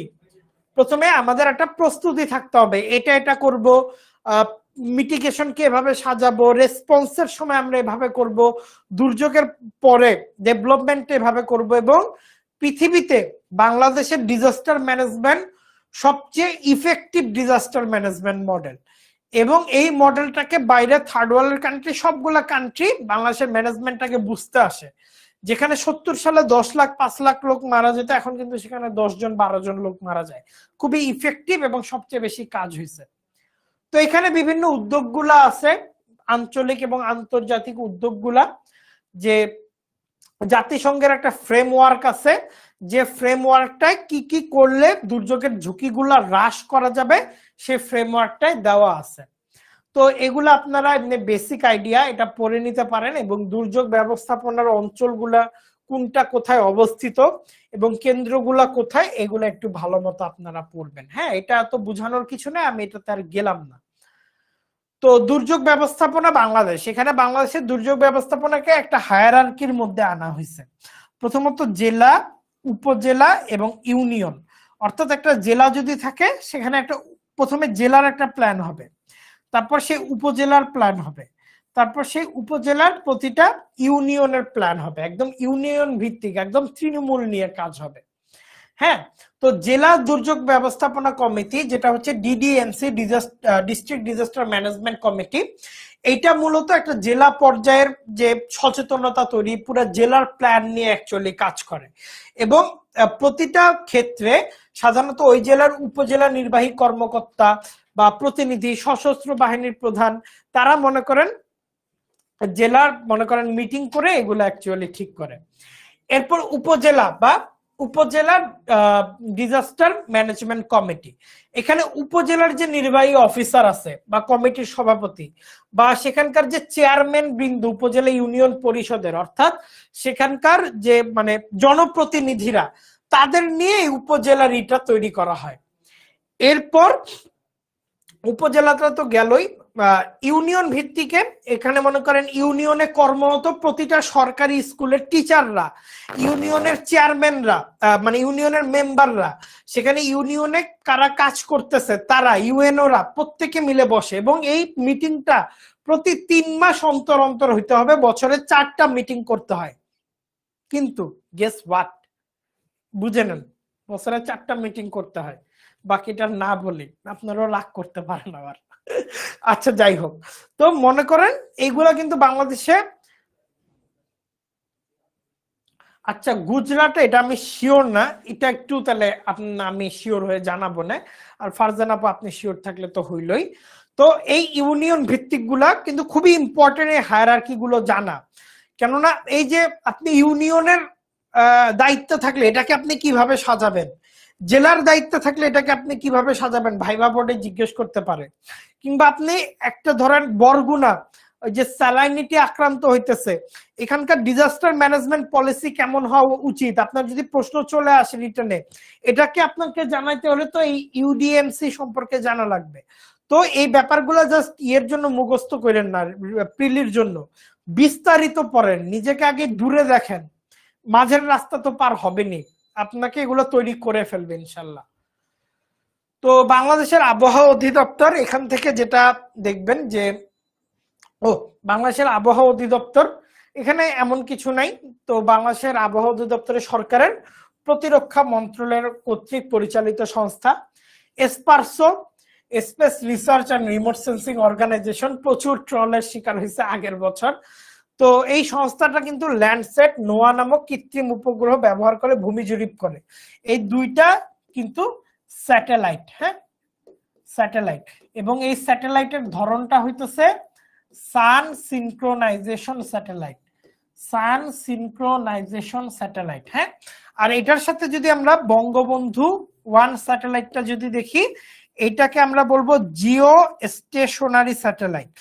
এই স্যাটেলাইট গুলা পুরো পৃথিবীতে এরকম ঘোরে, এই যে ল্যান্ডসেট নোয়া, আর জিও স্টেশনারিটা হলো একদিকে স্থির না, তো ওটাও চলমানই, কিন্তু পৃথিবীর ইকবাল ভাই একটা ভালো কথা বলে ফেলছে, যাই হোক। তো বঙ্গবন্ধু 1 যেটা ধরেন বাংলাদেশ, এখানে এই স্যাটেলাইটটা এখানে, হ্যাঁ দেখা যায়, হ্যাঁ এখানে ধরেন এটা স্যাটেলাইট, এটা বাংলাদেশ।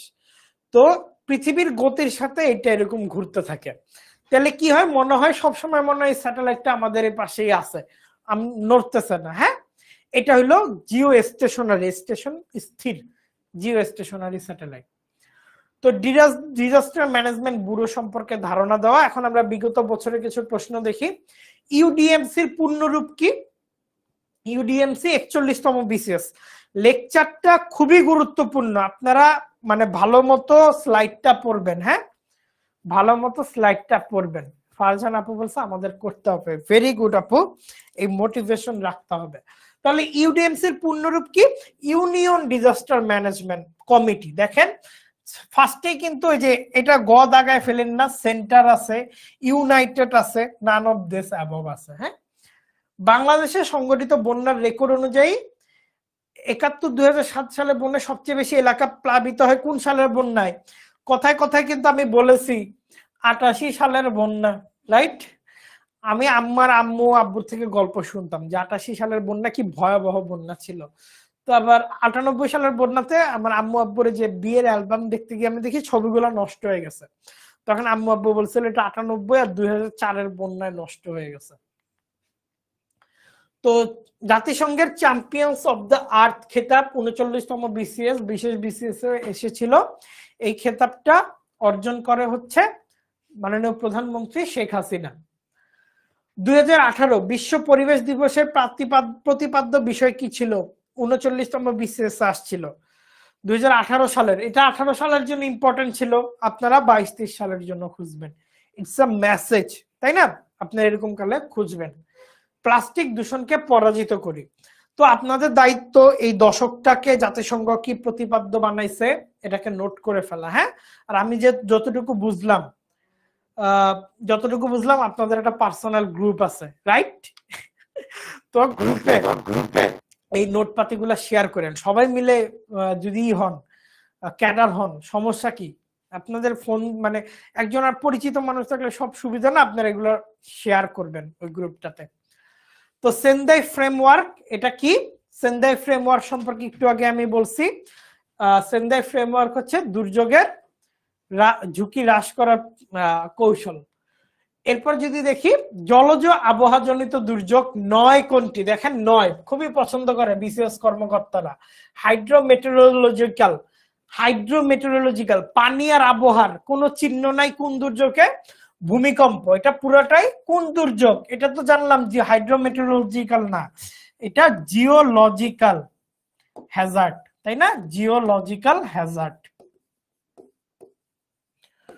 ওকে, নিম্নের কোনটি আপদ পৃথিবীতে মানুষের প্রধান মৃত্যুর কারণ? নিম্নের কোন আপদটি প্রধান মৃত্যুর কারণ? 37তম বিসিএস এ আসছিল বায়ু দূষণ। এটার ফলে পৃথিবীতে প্রতি বছর হাজার হাজার মানুষ মারা যায়। সার্ক দুর্যোগ ব্যবস্থাপনা কোথায় অবস্থিত? নতুন দিল্লি লেখা। এটা আমি চেঞ্জ হয়েছে সম্ভবত, ফারজান আপু ঠিকই বলছে, এটা মনে হয় গুজরাটে হবে।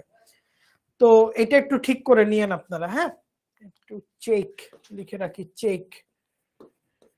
এরপর যদি দেখি কোন পর্যায়ে দুর্যোগের ক্ষতি মূল্যায়ন করা হয়, তাহলে ক্ষতিটা সব হয়ে গেছে, তার মানে সবার লাস্টে মূল্যায়ন করা হবে। পুনর্বাসন পর্যায়ে দুর্যোগের ক্ষতি মূল্যায়ন করা হবে, প্রভাব, উদ্ধার, সতর্কতা না। 37তম বিসিএস আসছিল। কোন দুর্যোগটি বাংলাদেশের জীবিকার পরিবর্তন করতেছে? এটা খুবই ইম্পর্টেন্ট প্রশ্ন। 37তম বিসিএস আসছিল, উত্তর বলি সমুদ্রের জলস্তরের বৃদ্ধি। ধরেন বন্যা হইল 4 মাস আমি রিক্সা চালাইলাম ঢাকায় এসে, তারপর আবার গিয়ে কৃষি কাজ করব। কিন্তু এটা এমন একটা অবস্থা, আপনার এলাকাকে যদি স্যালাইনিটি প্রভাব মানে বেশি পড়ে যায়, না কৃষি করতে পারবেন, না মাছ চাষ করতে পারবেন, না সুপেয় পানি পাবেন, আপনাকে ওই এলাকা থেকে ইন্টারনাল মাইগ্রেশন করে অন্য জায়গায় চলে যাইতে হবে।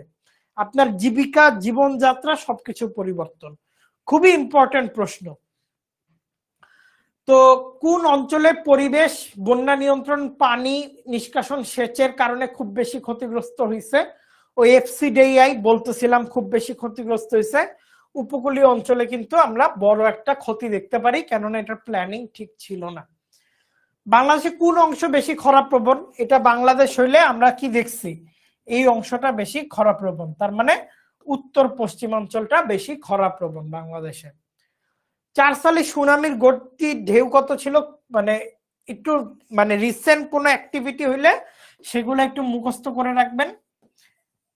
এটার গতি আমিও নিজেও জানি না, এটার গতি ছিল 700 থেকে 800 কিলোমিটার, জানতাম না আমি।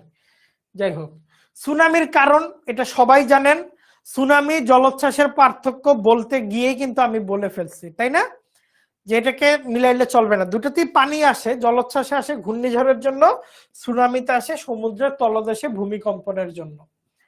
দুর্যোগ ব্যবস্থাপনা নীতিমালা 2015 সালে, এটাও মনে করেন এটার জন্য বর্তমানের নীতিমালা কোনটা 5টা হইলে ওটা ভালো মতো পড়ে রাখবেন। এটাও তখন আসছিল, 19 জানুয়ারি পাস হয়েছিল। পূর্ব সতর্কতা ছাড়াই, খুবই ইজি না, খরা না, এটা হবে ভূমিকম্প। পূর্ব সতর্কতা ছাড়াই ভূমিকম্প হয়। খরা আপনি বুঝবেন, যেমন বললাম না এল নিনো আসতে পারে, এবছর খরা হইতে পারে, ইজি হিসাব। প্রাকৃতিক দুর্যোগের ক্ষেত্রে নিম্নের কোন পর্যায়ে গ্রহণ ব্যবস্থা গ্রহণ সবচেয়ে কার্যকর? কমিউনিটি পর্যায়। দেখেন একদম এই এলাকা, ধরেন আমি আমার এলাকায় 10 জন নিয়ে থাকি, আমরা একটা কমিউনিটি। আমি কমিউনিটি ভিত্তিক যদি কোনো ব্যবস্থা গ্রহণ করি, এই কমিউনিটি, এই কমিউনিটি, এই কমিউনিটি, তাহলে ওইটা সবচেয়ে বেশি কার্যকর হবে। আপনি যদি ভালো হয় ইন্ডিভিজুয়ালি যদি কোনো ব্যবস্থা নিতে পারেন, এটাও সবচেয়ে ভালো। অর্থাৎ হায়ারার্কির যত নিচে আপনি যাবেন সেটা সবচেয়ে ভালো ব্যবস্থাপনা নিতে পারবেন।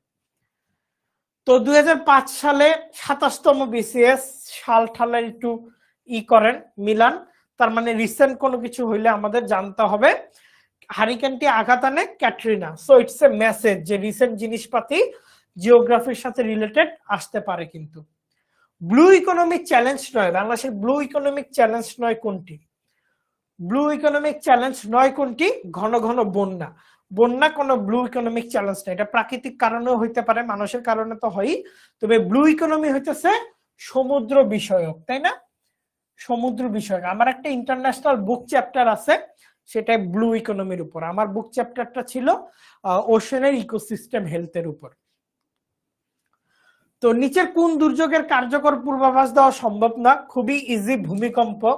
ওইটা তাহলে কেমনে খরা হয়, গড নোস, ওটা একটু ঠিক করে নিবেন। তো শেষ আজকের মতো র্যাপিড ফায়ার রায়ন তো এখানেই শেষ। কোনো সমস্যা থাকলে 16910 তে আপনারা কল করবেন। এবং খুবই ইম্পর্টেন্ট ক্লাস, বুঝতেছেন কতগুলা প্রশ্ন বিসিএস আসছে, অন্য টপিক থেকে কিন্তু আমরা এত দেখতে পারি না। তো আপনাদের ক্লাস কেমন লাগছে একটু জানাবেন আমাকে, ক্লাস ভালো লাগছে কিনা। যদি ভালো লাগে আপনারা 5 এ 5 রেটিং দিয়ে দিবেন, তাহলে আমারও খুব ভালো লাগবে, আমি খুব মোটিভেটেড হব। 5 এ 5 পাইতে সবারই অনেক ভালো লাগে। আর কোনো সমস্যা পড়লে আমার আইডিতে একটা নক দিয়ে জানালেই হবে, ভাই এই কনসেপ্টটা বুঝতেছি না বা এইটাই সমস্যা।